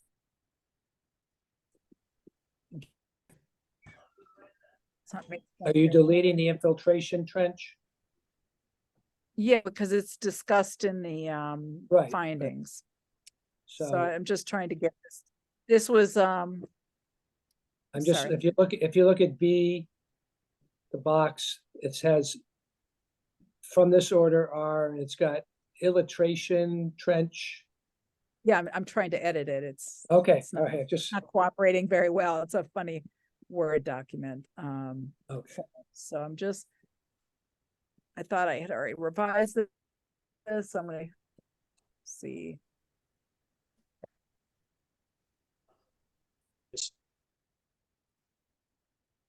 Okay, so that's what I would say. And then everybody's signing off. Can I just, may I ask a question before you finalize that? Yes. For the follow-up for when we do obtain the license, can we agree to just have it be sent to the commission, or do we have to go through this whole process again? Is sending the permit to the commission and proof of recording sufficient to So you have to record it at the registry. yes. The Franklin Registry of Deeds, and then you have to send us proof of the recording. So they will Yep. give you a receipt. Yeah. Yeah, Can we- I'll be taking care of that. We'll get a time-stamped copy with the book and page. Thank you. I just want to make sure that that satisfies, if we can put that somewhere, that satisfies the condition being met, please. I just don't want to have to go through, I just see stuff on the new regulations where there's resurveys and stuff, and I just don't think that applies to this case. So I just want to make sure that we're both, that my wife and I, our attorney, and the board understands what's expected of us. So we're done once we record it and communicate it to and send you a copy. So you'll have to submit a new Form 8A, which you already, it's not a big deal to sign it, and fill it out. You don't have to have an as-built certification for this. And you would just give us the proof of recording. And then we would have a meeting like this, and we would discuss it. And what we are asking for is proof of recording. And if it's recorded, then I think we would consider this satisfied. We aren't asking for any new surveys, and we wouldn't ask you to come back for an amended plan because your permit has expired. So we couldn't do that. So let's say Chapter 91 says, oh, you've got to redesign your dock. We can't, you can't come back to us to review that. If the other two applicants that we just met with tonight, if they need to redesign their docks, they might have to come back to us, but your permit is expired, so that is no longer an option. Okay, and for Form 8A, again, I'm able to do that. That doesn't require a licensed engineer or anything? No, because the dock design was not. Okay. In a situation, we would waive that requirement, and I think, commissioners, I think we can all agree tonight, yes, that we would waive that requirement for you for this because the dock wasn't designed by an engineer. Okay, thank you. I'm just trying to make sure We usually only require those kind of stamped plans when the original design was an engineered plan or stamped plan by a land surveyor or a landscape architect. So once we get the license from the DEP, we will record it.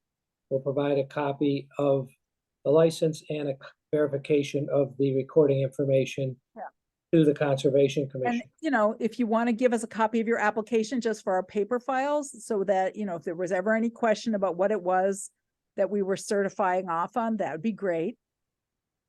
Just for our paper files, we'd appreciate it. Just send us a copy of the application. But again, we're past the point of changing the permit. So we're just trying to sort of dot this I. Okay. Thank you. Thanks. Okay, is that good? Are we all good? Okay, so commissioners, would somebody like to make a motion to approve this partial certification for 32 Lake Drive? I'll make a motion to approve the partial certification. Second?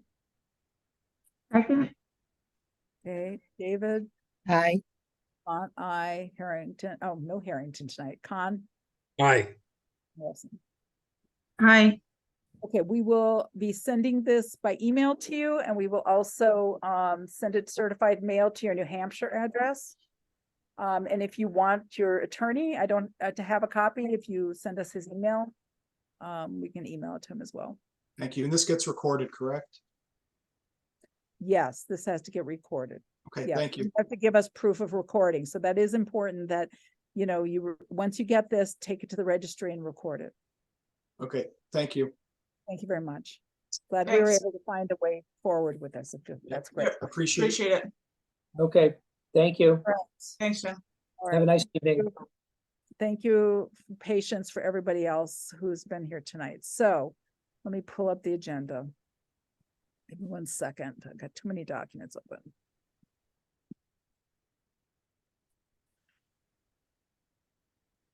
Right.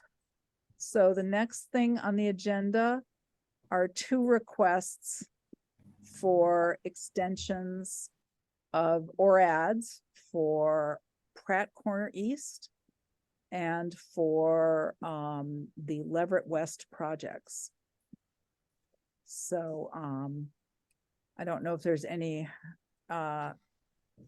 method to taking them in one order or the other, but why don't we take Leverett West first? So we received a letter on November 1st from a firm called Tetra Tech, and I see that there may be somebody here representing Tetra Tech tonight. Hi, would you like to introduce yourself? Yeah, so I'm Matt Moyen with Tetra Tech, 100 Dickerson Street, Marlboro, Mass. Corey is also here from Pure Sky Energy on behalf of the project team. Thank you. So we received these requests. And I think the discussion that we need to have is how we want to proceed with these. I guess one of the questions I have is you didn't submit any documentation with these requests. Are there any reports related to these requests? No, these requests are simply extensions of the prior order. We've taken a look at the properties and they're undeveloped. There's no substantive changes to the resource areas. So it's our opinion that the resource areas that were delineated and approved back in 2020 are still accurate today. And we're basically here to ask the commission to grant a 3-year extension for this particular delineation at Leverett West, which would put us to April 23, 2027. The primary reason for the request is that the landowner and applicant are not going to be in a position to file an NOI prior to its expiration in April. Okay. And did a wetland scientist inspect these delineations? A wetland scientist delineated the originally approved wetlands. Nothing has changed out on site up to this point. It's still Has a undeveloped wetland parcel. scientist come out recently to inspect the flagging in the field? A wetland scientist has not gone out to inspect flagging. The flagging was from a few years ago now. They've looked at aerial imagery and they've used their opinion, given the experience over the last 25 years, that wetlands don't change substantially on undeveloped properties in a 3-year period of time. So that's what we're basing our opinion off of.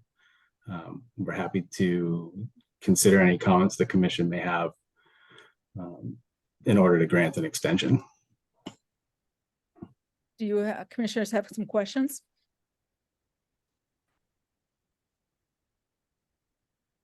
So I guess my concern is most of the properties we've looked at and things have changed in this period of time. And your opinion is that there's no change to those wetlands? Our scientist's opinion is there's no substantive changes. There may be some very minor changes in the conditions, but nothing that would change the overall delineations that were approved. Have you inspected to make sure property? Sorry, you broke up there, Miriam.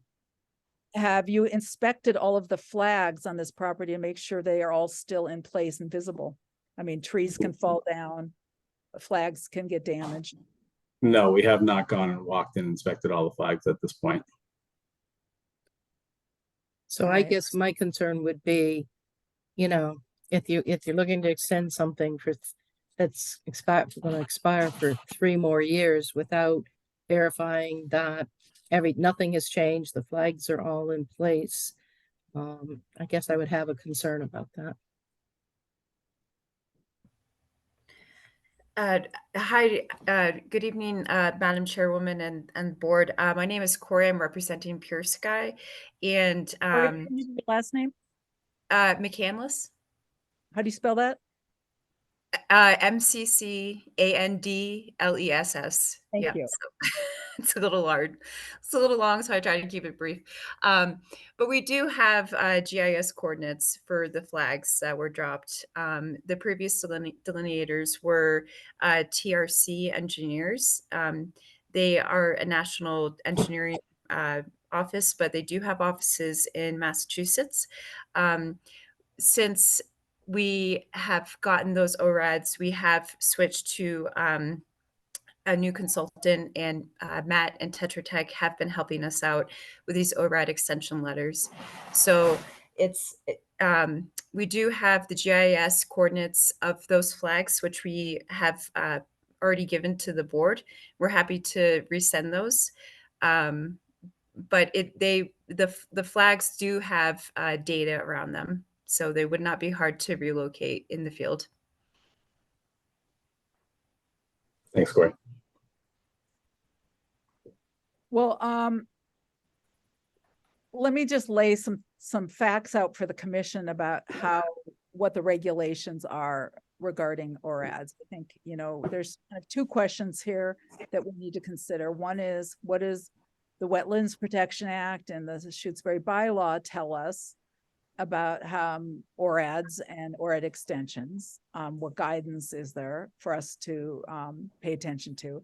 And then, kind of what are the facts in the situation that we might apply to this situation? So I'm going to just gloss over these details a little bit, but ORAD extensions are at the discretion of the commission.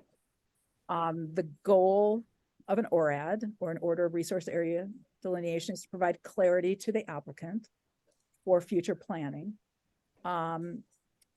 And an incomplete or inaccurate ORAD would mean that future planning might be complicated, that it might not be accurate. So we don't want to have development sensitive areas that need to be avoided and protected.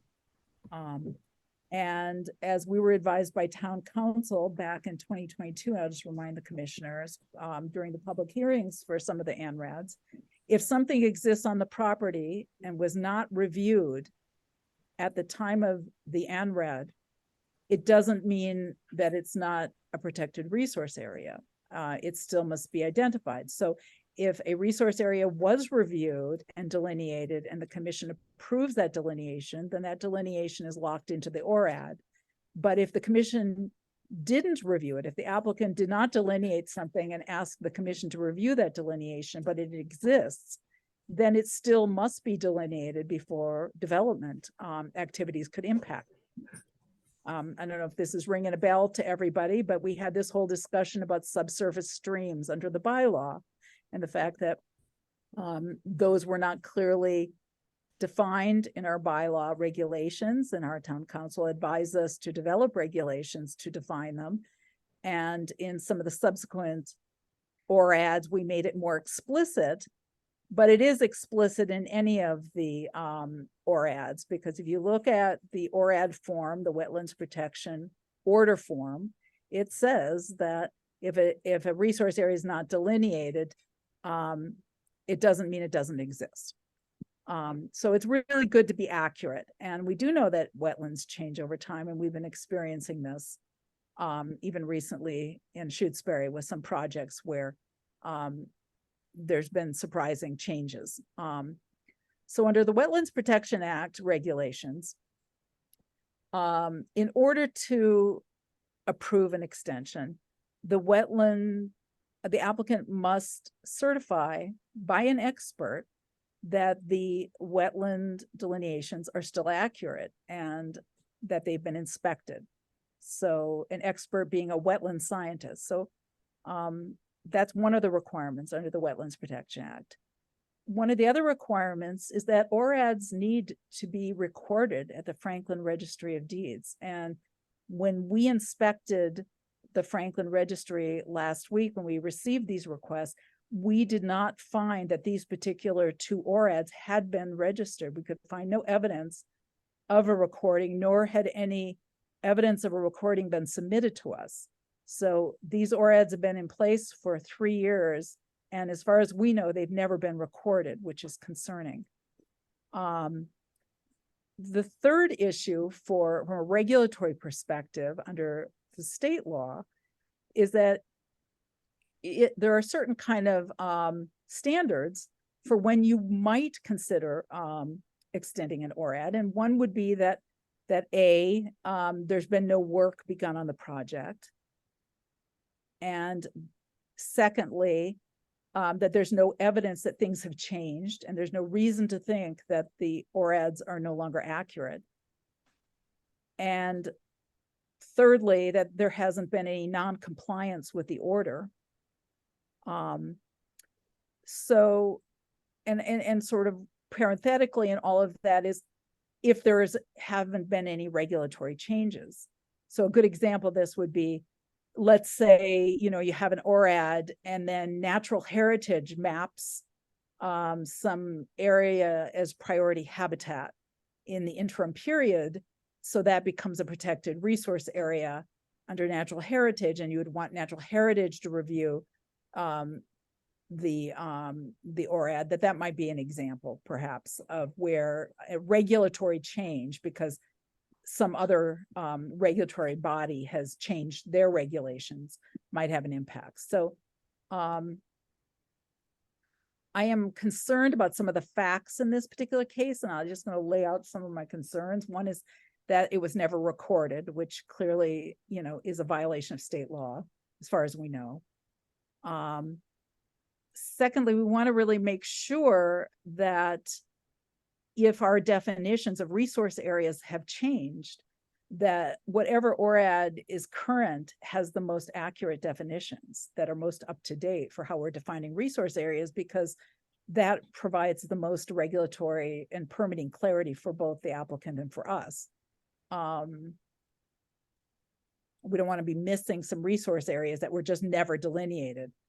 And then again, one of the other questions I have and concerns is that particularly with Leverett West, but also with Pratt Corner East, you know, there were some factual problems with those ANRAD delineations. And I was present at those public hearings, and I've actually gone back and read through the documents and listened to the recordings of those public hearings again. And we can go through some of those facts, but you know, I would just call the commission's attention to the third-party review that was submitted by Emily Stockman of Stockman Associates for both of those ORADs. But just talking about the Leverett West one, you know, there were some significant concerns that she had. She's reported that she disagreed with the accuracy of the wetland data determination forms that were submitted for some of the wetland points.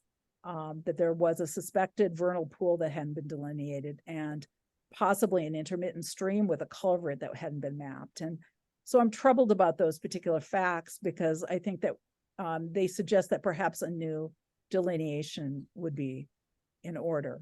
I'm also concerned that there hasn't been a field inspection of the flags, because we know that GPS tagging can be inaccurate. And in fact, our third-party reviewer had asked the commission to, or suggested the commission require that there be some documentation regarding the accuracy of the GPS tagging, and that wasn't provided or asked for. So we don't have any data to confirm how accurate the flagging is by GPS. So those are some of my concerns. I'm seeing some hands raised. So Michael, I think you have your hand raised, and then I think Scott has his hand raised. Go ahead, Michael. Thank you, Miriam. So I just had a comment for the Concom. So for those of you who don't know, I'm on the planning board, but in our current solar bylaw, which we adopted in 2022, but I think this change was made in 2021, we basically updated the wetlands documentation language so that it's explicitly written in now that for a special permit regarding a large-scale ground-mounted solar, that we look to the delineation that goes to the Concom. It had to be different. So I think I would just say that if there were projects that were coming to the select board, to the planning board rather, for special permits, that we'd hope that the most accurate information came from the Concom, since it's built in that whatever the delineation is that you receive is going to be what we're working on for our decision making. So I just wanted to make that crosswalk obvious. Thanks, Miriam. Thanks. Scott? Yeah, thanks, Miriam. I appreciate your recollections of when this had come up before, and I guess I'm wondering, you had mentioned conversations, you know, since our regulations were promulgated and approved, and you've had conversation with town council too about extensions of this type. Could you, I'm not sure if I got the full summary of kind of where our town council was in terms of doing that. I did consult with Donna McNichol yesterday. She advised against our extending the ORADs, that it would for a couple of reasons. One is that the submittal is insufficient, that they haven't provided sufficient evidence that these delineations are still accurate. And secondly, that there were irregularities in the original delineation that remain as unanswered questions. The commission approved those wetland maps based on a field investigation by our third-party reviewers. So basically, just for the public's understanding, there were concerns raised about the accuracy of these maps and the delineation methods. There were some areas where Emily Stockman felt the applicants had possibly been in error, but on the whole, she substantially agreed with the flagging. She did have concerns about the fact that the flagging is not consecutive, and that the commission for future permitting should require that all the flagging be refreshed and be in consecutive numerical order. Because if you have flagging that goes 2.1, 2.2, 2.3, 3, 4, 5, 5.1, you know, if a couple flags are missing, somebody might not, unless they had the map in front of them, be able to locate where those flags should be. And ideally, you want the flags to be clear. The other issue is it's really too late for us to do an amended ORAD for the first one, which we're not really talking about right now, Pratt Corner East, because that expires on December 3rd. And so if we were going to ask them to do an amendment to go and do an update, the ORAD would expire before that amendment would take place. And you'd have a situation where we would be extending it at some future date after it had already expired, which creates kind of a gray area where, you know, there's a pending amendment, but the permit is expired basically, or the order is expired. I think So I think, I mean, we have new players here. There were lots of. Well, the other piece that she brought up was that, you know, we're coming into a period of time with the winter where delineation updates are going to be very, very difficult, if not impossible, very quickly. I mean, possibly you could do delineation work in November once the ground is frozen and all of the vegetation, the herbaceous vegetation has died. It becomes impossible with frozen ground to check delineations. And we're talking about then delaying until the spring. So the timing is such that becomes complicated. What Donna said is that in her opinion, it is much more straightforward and clear for the commission to not extend and to advise the applicant to submit a new ANRAD, an updated ANRAD. And hopefully, because these delineations have already been done, the delineation work would be simpler because for the most part, you'd be confirming resource areas that are already identified. However, you know, there might be some need to take a look at some particular areas that weren't delineated in the first place. Go ahead, Mary. Yeah, so I just think, quite frankly, we have new people involved here. There still were questions at the time that it would be in the best interest of the applicant to redo the delineations, have it accurate, because that's what they're going to need from here on out, wherever they go with what they want to do. And it would be best if they did that, we all agreed, we all understood what we were looking at, and would make the further processes much simpler for them, I think. I think it does make it more clear cut for permitting purposes because, you know, if a resource area was not delineated and not approved in an ORAD, but it exists. Let's say a vernal pool that wasn't delineated, but it exists, then it would need to be delineated at the time of the notice of intent, even if there is an ORAD, because the ORAD only is an approval of the things that the applicant delineated. It's not an approval of things that the applicant didn't delineate. Does that make sense? I don't know if I'm being clear enough about that. So you're being clear. Okay, good. So in this case, you know, there are some potential resource areas that were even identified at the time of the public hearings, but remain unclear. And so that, for me, raises my concern that we don't have enough information to feel confident that these ORADs are accurate. So my other comment I would say is that I would really strongly encourage the commission to engage with a third party reviewer at whatever point we are approving anything regarding these. I think that you know, we shouldn't be approving anything that hasn't been inspected by a wetland scientist that's consulting with us. Yes, Matthew. I don't know how you, is it Yeah, Matthew? Matt's fine. Everyone calls me Matt. I don't know. I just said Matthew out of habit.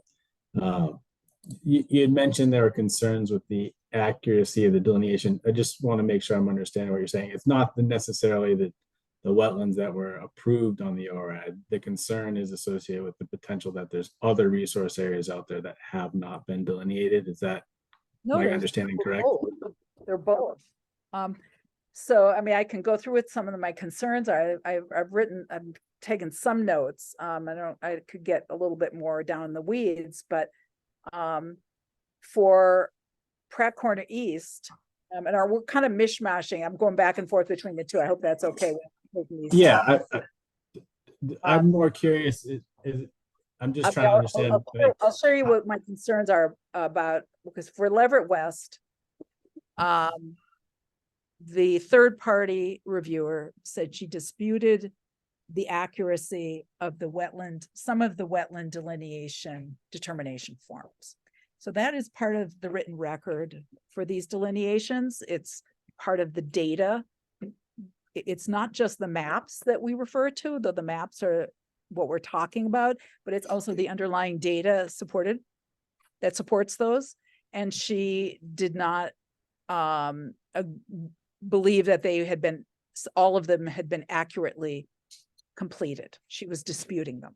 So her field inspection, she felt confident with, but if we were going to go back and try to reconfirm those flags, we might want to reference those data forms. And if there has been question about the integrity of those forms or the act of them, then we don't have solid data that we can rely on. For Leverett West, there was a suspected vernal pool that she identified.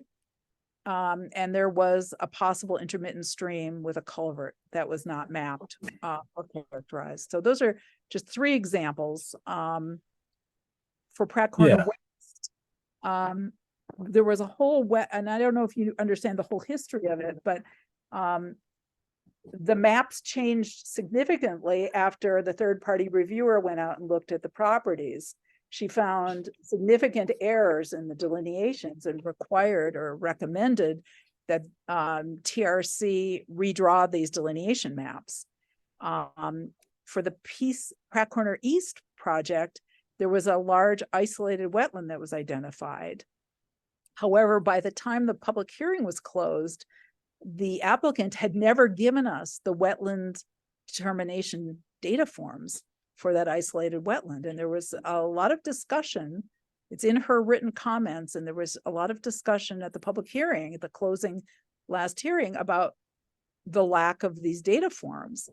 And the commission expressed concerns about it. And the applicant said they were willing to send them after the public hearing closed, but they never did. So we don't have them, and we don't have them to rely on if we want to compare any current conditions with that data. The data has never been given to us. Yeah, no, I understand what you're saying. It certainly sounds like there was a recommendation that calculations be provided for isolated land subject to flooding for that isolated wetland, because if it met a certain threshold, it would be protected under the Wetlands Protection Act and not just the Shutesbury bylaw. But those calculations were never provided, so we can't go back and look at them. And that could be a situation where there is a resource area that may exist under the Wetlands Protection Act, but it wasn't delineated. So those are just a couple of my comments about it. Does that help? You understand? Yeah, no, I understand what you're saying. I think what I'm hearing is that there's some concern that there may be other resources out there that weren't part of the original delineation. It's not atypical for third-party reviewers to have a difference in opinion with the initial delineator, in this case TRC. So it's not uncommon for that to happen. Ultimately, what I was getting at was trying to understand if the commission approved these delineations in conflict with the third-party reviewer's recommendations, or if ultimately everyone came to a consensus that that's what is out there in the field. Like that's what I'm trying to extract. Well, I can't speak to what was in people's minds. I can only go by what's in the record. I did not vote on the Pratt Corner East public hearing. But I did raise some concerns in that public hearing, is my recollection. But it's one thing to agree on an ANRAD map because the third-party reviewer has confidence in her field inspection.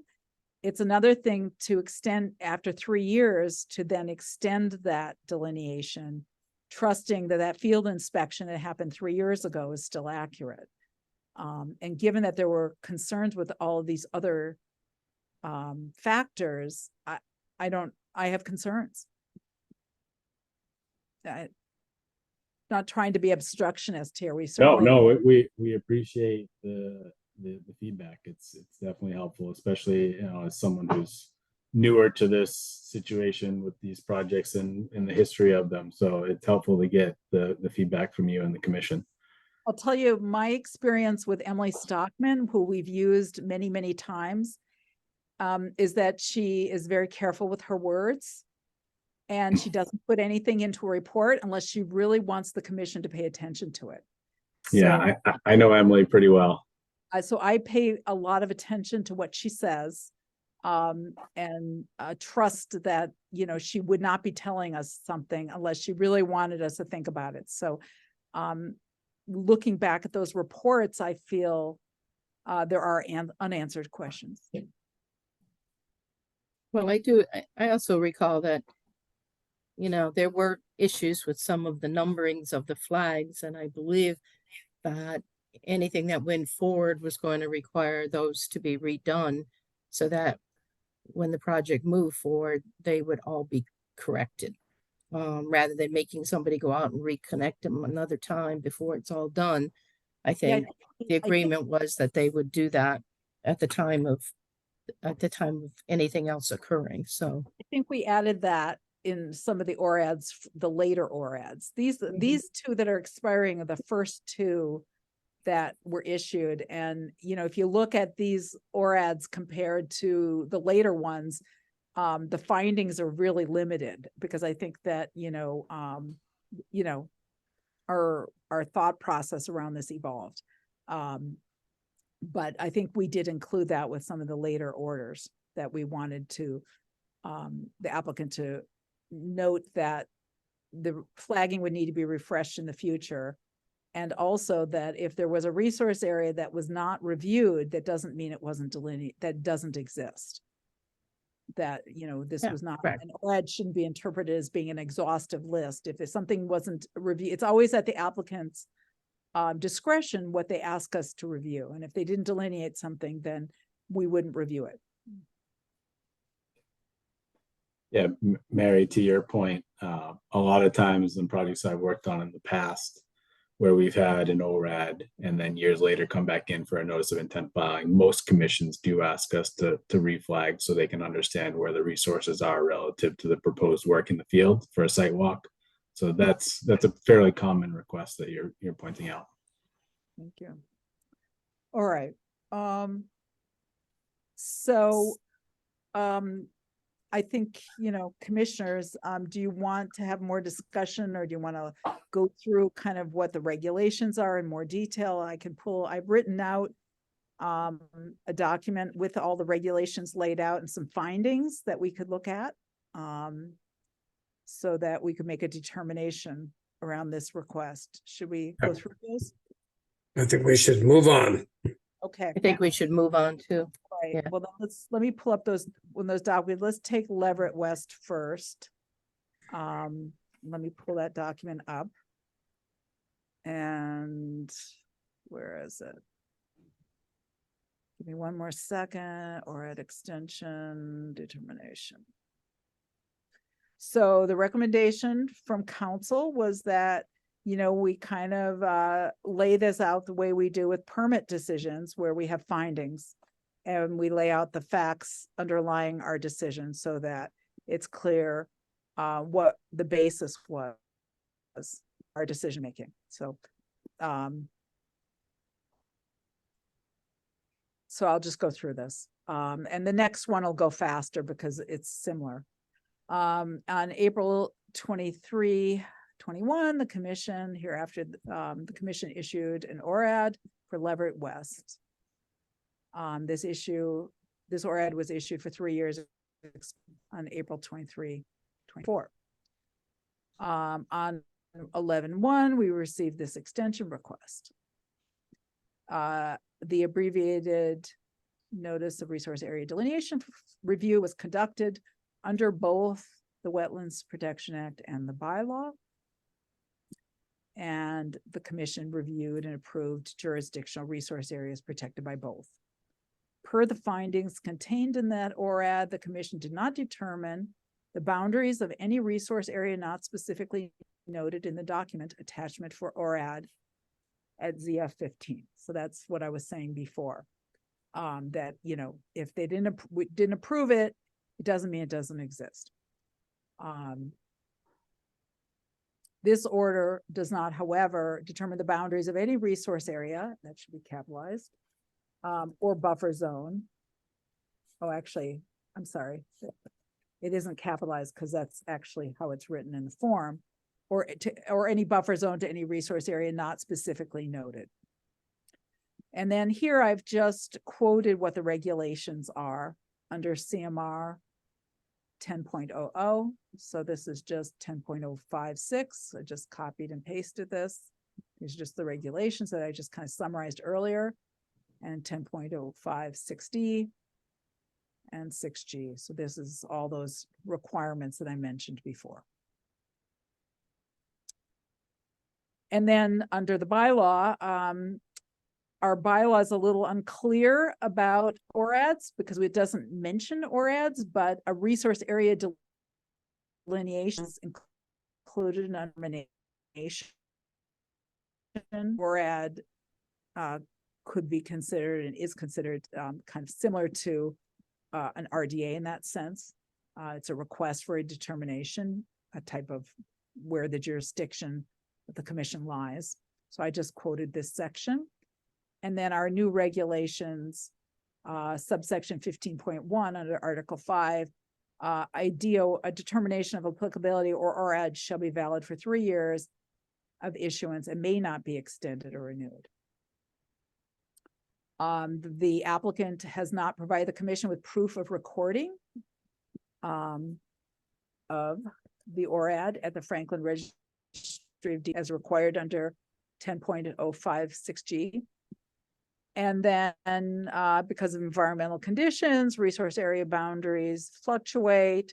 And for this reason, the commission finds that resource area delineations must be inspected and verified by a qualified expert at least every 3 years.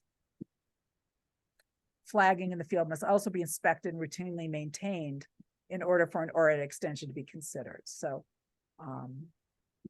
and then these are the facts. So again, going through these facts that I mentioned about the comments from Emily Stockman Associates that weren't fully addressed in the public hearing, information about a vernal pool, concerns about the accuracy of the data forms, and then importantly, on April 22nd, 2021, we approved an ANRAD policy, which I will attach to this, which requires that ANRADs provide all the wetland determination forms.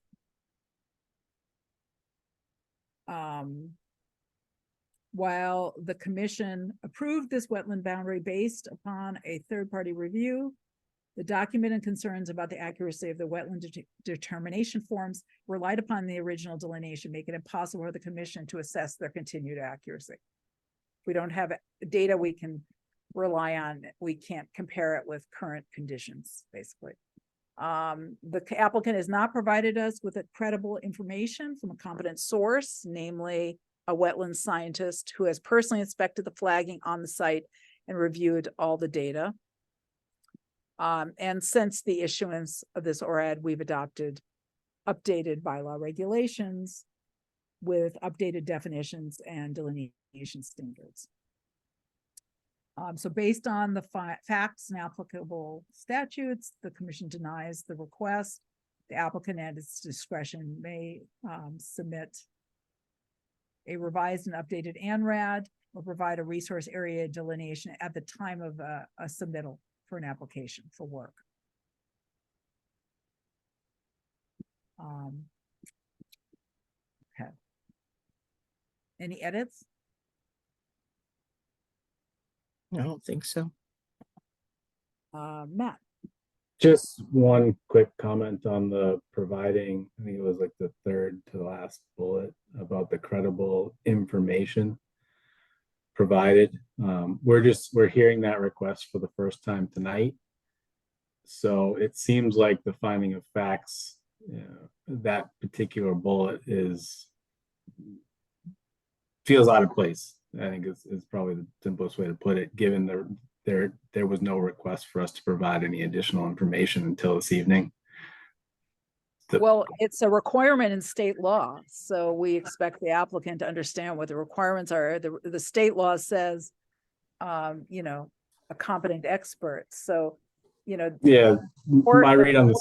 The request should have come accompanied by some sort of certification by an expert, and we didn't get that. All we got was a letter saying, please issue an extension. Yeah, our read on the state law is that we're only required to file the extension within 30 days, prior to 30 days of expiration. It doesn't require specific information be provided. We're happy to provide any information the commission requests. It just feels out of place that request was never made by the commission. It still really hasn't even been made tonight. I know the decision is going to be a denial regardless. I'm just trying to understand why that particular item's in the finding of facts. Well, our town council advised us that the submittal was insufficient in her opinion. So that's why I have it there, because she advised us to make it clear that we felt that, there are a number of facts supporting the denial, but one of them is that we feel like the submittal is insufficient, and there's no, this isn't like a public hearing process where we can continue this or have to continue this to get more information. I mean, we can, but one of these permits expires in 3 weeks, and we're not scheduled to meet again in 3 weeks. So we don't want to kind of leave this languishing without some clarity, I think. I'm in complete agreement. I mean, it's very clear what the decision is. It was just that one bullet I wanted to. All right. Well, I'm not inclined to remove it because it was included on advice of counsel. But it's understood that, we could have that we could have that discussion, but, even if we were to ask for more data from an expert, we're talking about possibly having to extend this discussion into the spring because we're running into the winter months where we can't do any delineation. And even with this one, it could end up expiring before we're able to confirm anything. So that's why, out of an abundance of caution, the recommendation from council was just to not extend. So no, I understand that. And I don't think there's any interest, and I can't speak for Corey or her company, but from my perspective, I don't think there's a desire to continue this any further with the understanding of the other findings of facts that you've laid out tonight. Providing additional information isn't going to change those other pieces of those other opinions and facts that you've identified. All right. So commissioners, would somebody like to make a motion? Make the motion to approve. Well, it'd be a motion to deny the extension request. So I'll make a motion to deny the extension request For Leverett West. for the Leverett West parcel. Yes. Okay. Second.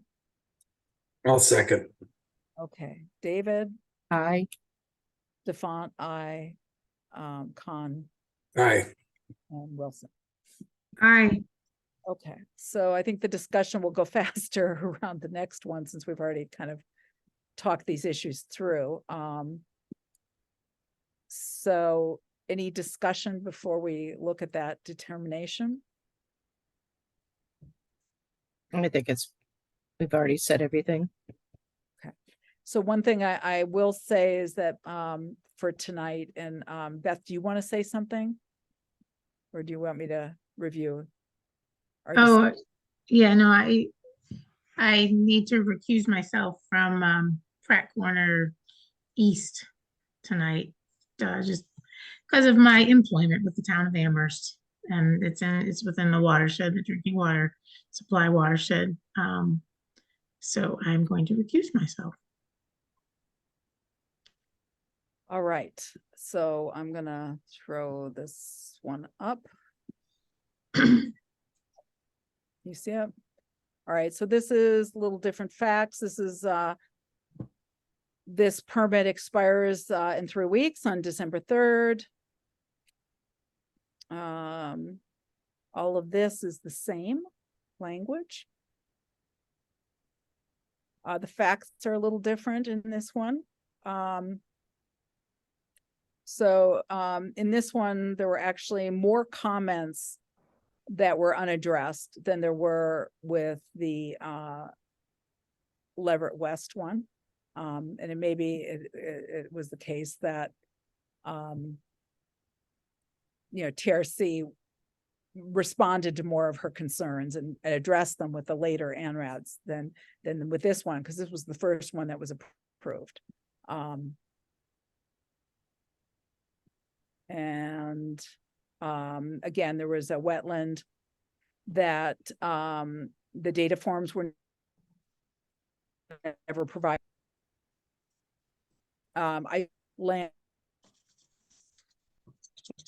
Starting to break up. And okay, sorry, it'll get better. All right, and so it's just basically the same language. I'll stop the screen sharing. Maybe it was the screen sharing that was doing it. Can you hear me? Yep. Okay. Internet came back. Scott? Yeah, I mean, hear this me seems okay? substantive. Yeah, this seems substantively the same as the previous application, so I wondering if we could move to, unless there's anything else folks want to present, I wonder if we can move to close the hearing and vote. Yes, I agree. Okay, so I'll move to deny the extension for the Pratt Corner East ORAD. Is there a second? Second. Okay. David? Aye. Stefan, aye, and Con. Aye. And just out of an abundance of caution and for the benefit of the new representatives, I just want to be clear that I am not recused from voting on this project because while I am an abutter to this parcel, I've gone through the process of rebutting the conflict of interest with the Ethics Commission and have been determined by the Ethics Commission to be no longer needing to recuse myself in this particular parcel. I can't remember exactly when I did that. I think that was back in 2021. Okay. All right. So let's move on and try to wrap up the meeting. There's just a couple more things, and thank you for your patience. And do we have the proper address for sending this letter to Tetra Tech? Yeah, so our address is on the cover letter that was submitted. All right, we will send it by email as well.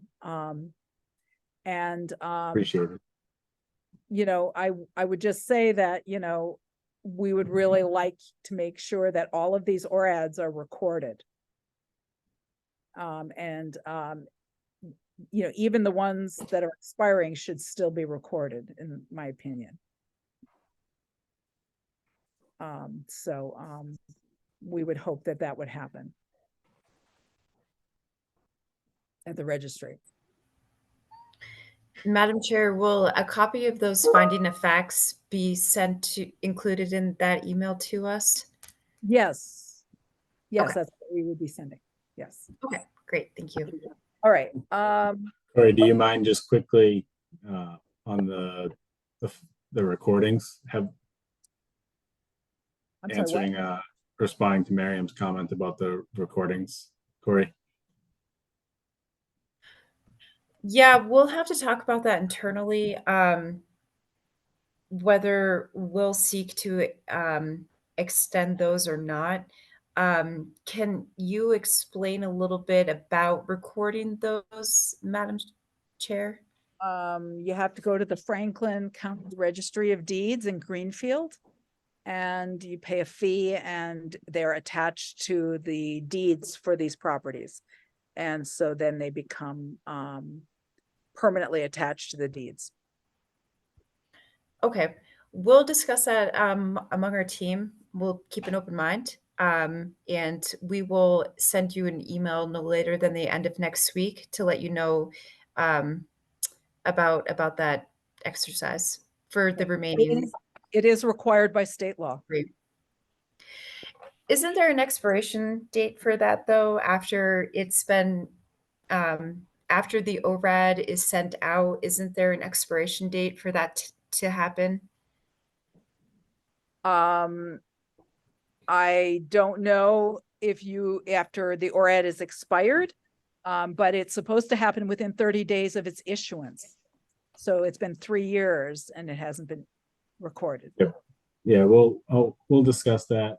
Miriam, Corey, and I can discuss that offline and kind of talk through the process in a little more detail. Don't want to take up any more of the commission's time. Thank you. Certainly appreciate your time and your attention to our requests.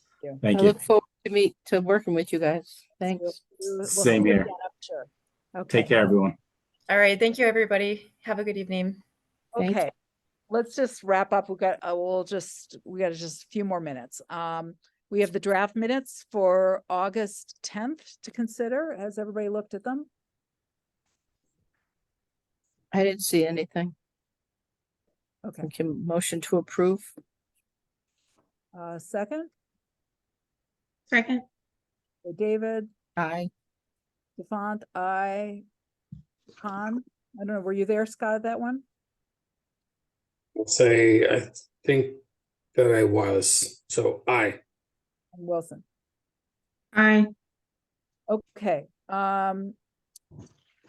bylaw regulations discussion. So, we got a confusing email from Becky Torres this last week saying that she had had a conversation with Donna McNichol, raising concerns about whether or not our bylaw fees could be adopted without a new bylaw adopted by town meeting to adopt a particular statute on state law called MGL Chapter 40, Section 22F. And that statute, it was news to me. And I've kind of asked around to find out whether this is common and necessary, and if this is what other towns do that have wetlands protection bylaws. My thought had been that because our bylaw authorizes us to adopt permitting fees, that might possibly preempt this statute, that this statute may be more applicable in situations where there is no local bylaw enabling the development of permitting fees. But I talked with Donna McNichol yesterday, and she said she wasn't sure and was going to have to research it further. So I would say, let's wait. I also sent a letter to the Municipal Support Division of the Department of Revenue of the state, asking them about it for some guidance. So if I get a written response, I will share that with town council and the select board and the commission as well. In the meantime, it does put us in a confusing position with regard to fees, because it may be that those fees are proper and valid, or it may be that they're not, and I don't have an answer for that.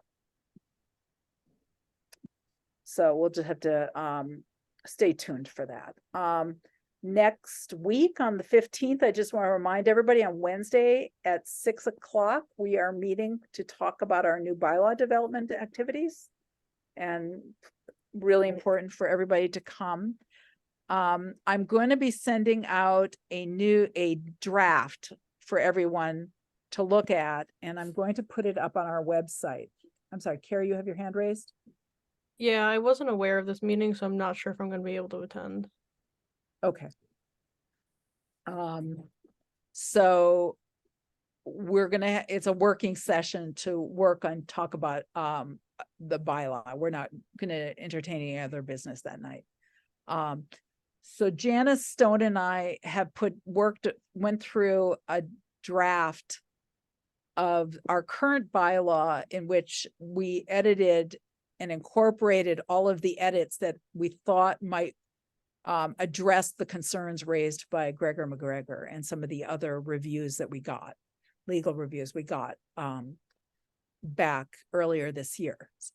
So the draft is different than the one that got circulated earlier. It's more limited in the sense that it's really sticking with our current bylaw, but with some updated language to address some of those areas where there was questions about language being outdated. And it doesn't change the jurisdictional areas substantially. So it doesn't have all the bells and whistles. But it seemed like a good place to start and for us to have a discussion about whether we think this is the best approach or, going towards a kind of more comprehensive overall dramatic change.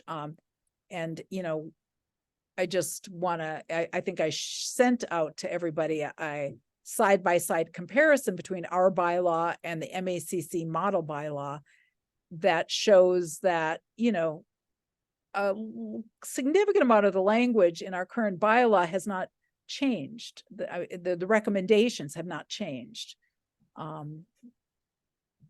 Did you guys all get to look at that? I think we mentioned it last time. So I felt like that was a good starting point. If it's not broken. So what's this new one you're gonna send out? It's basically the current bylaw with some not small, but some edits. And the edits address the legal concerns that were raised by Attorney McGregor.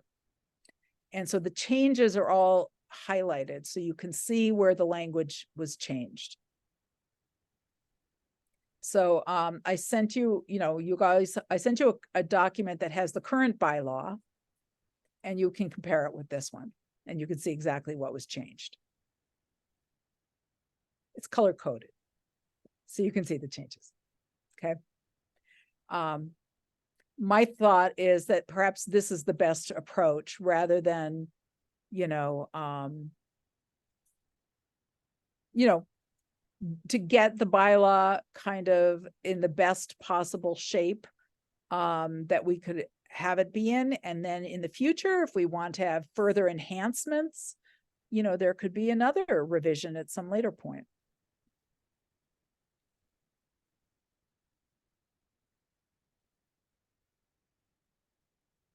Yeah, no, I agree with that.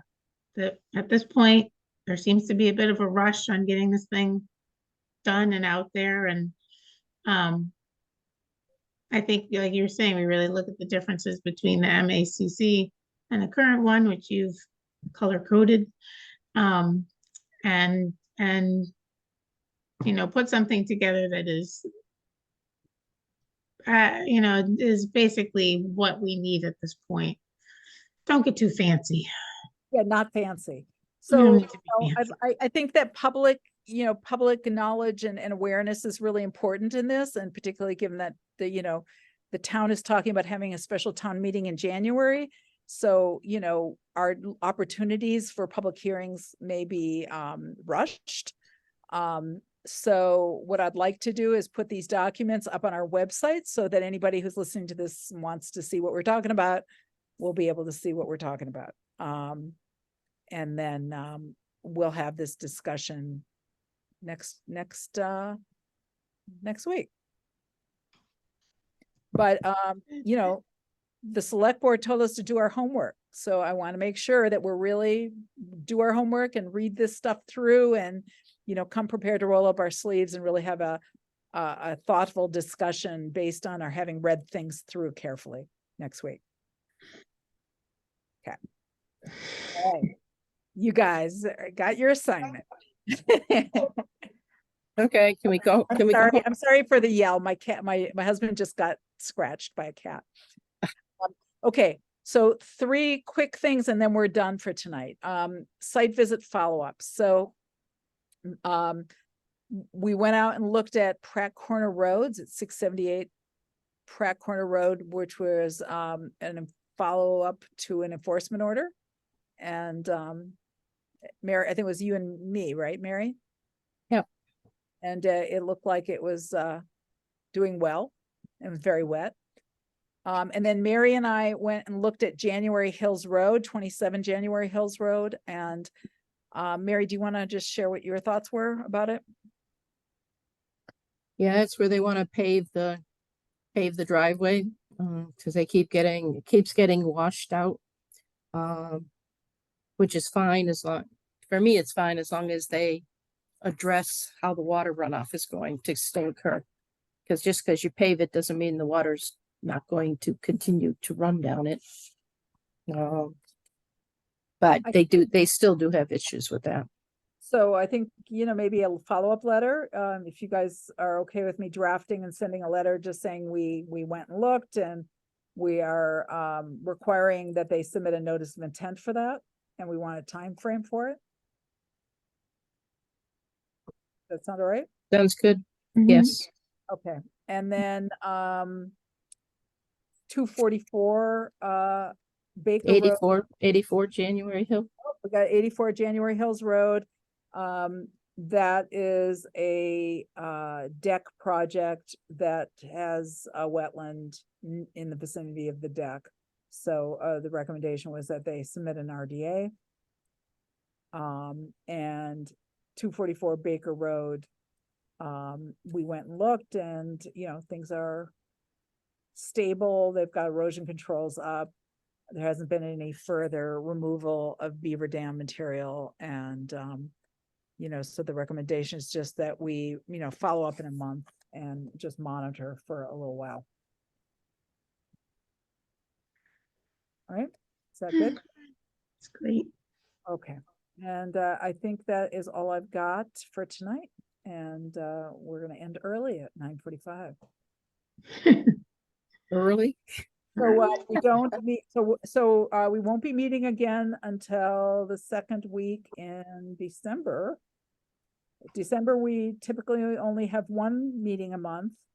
So that would, I think it's the 9th. So we'll have this meeting next week and then 1 meeting in December. Hopefully 1, but we are gonna have to figure out when we want to have a public hearing and get a legal review. So, you know, those are things that are still up in the air. So we can talk about that next week, I think. Okay, 9:46. Let's Motion to motion. adjourn. Motion. I will Second. second. I'm seconding. No, Miriam's. Okay, David. Aye. I, Con, Hey. and Wilson. Thank you, everybody. Thank you, Carrie. Good night. Night. I Night.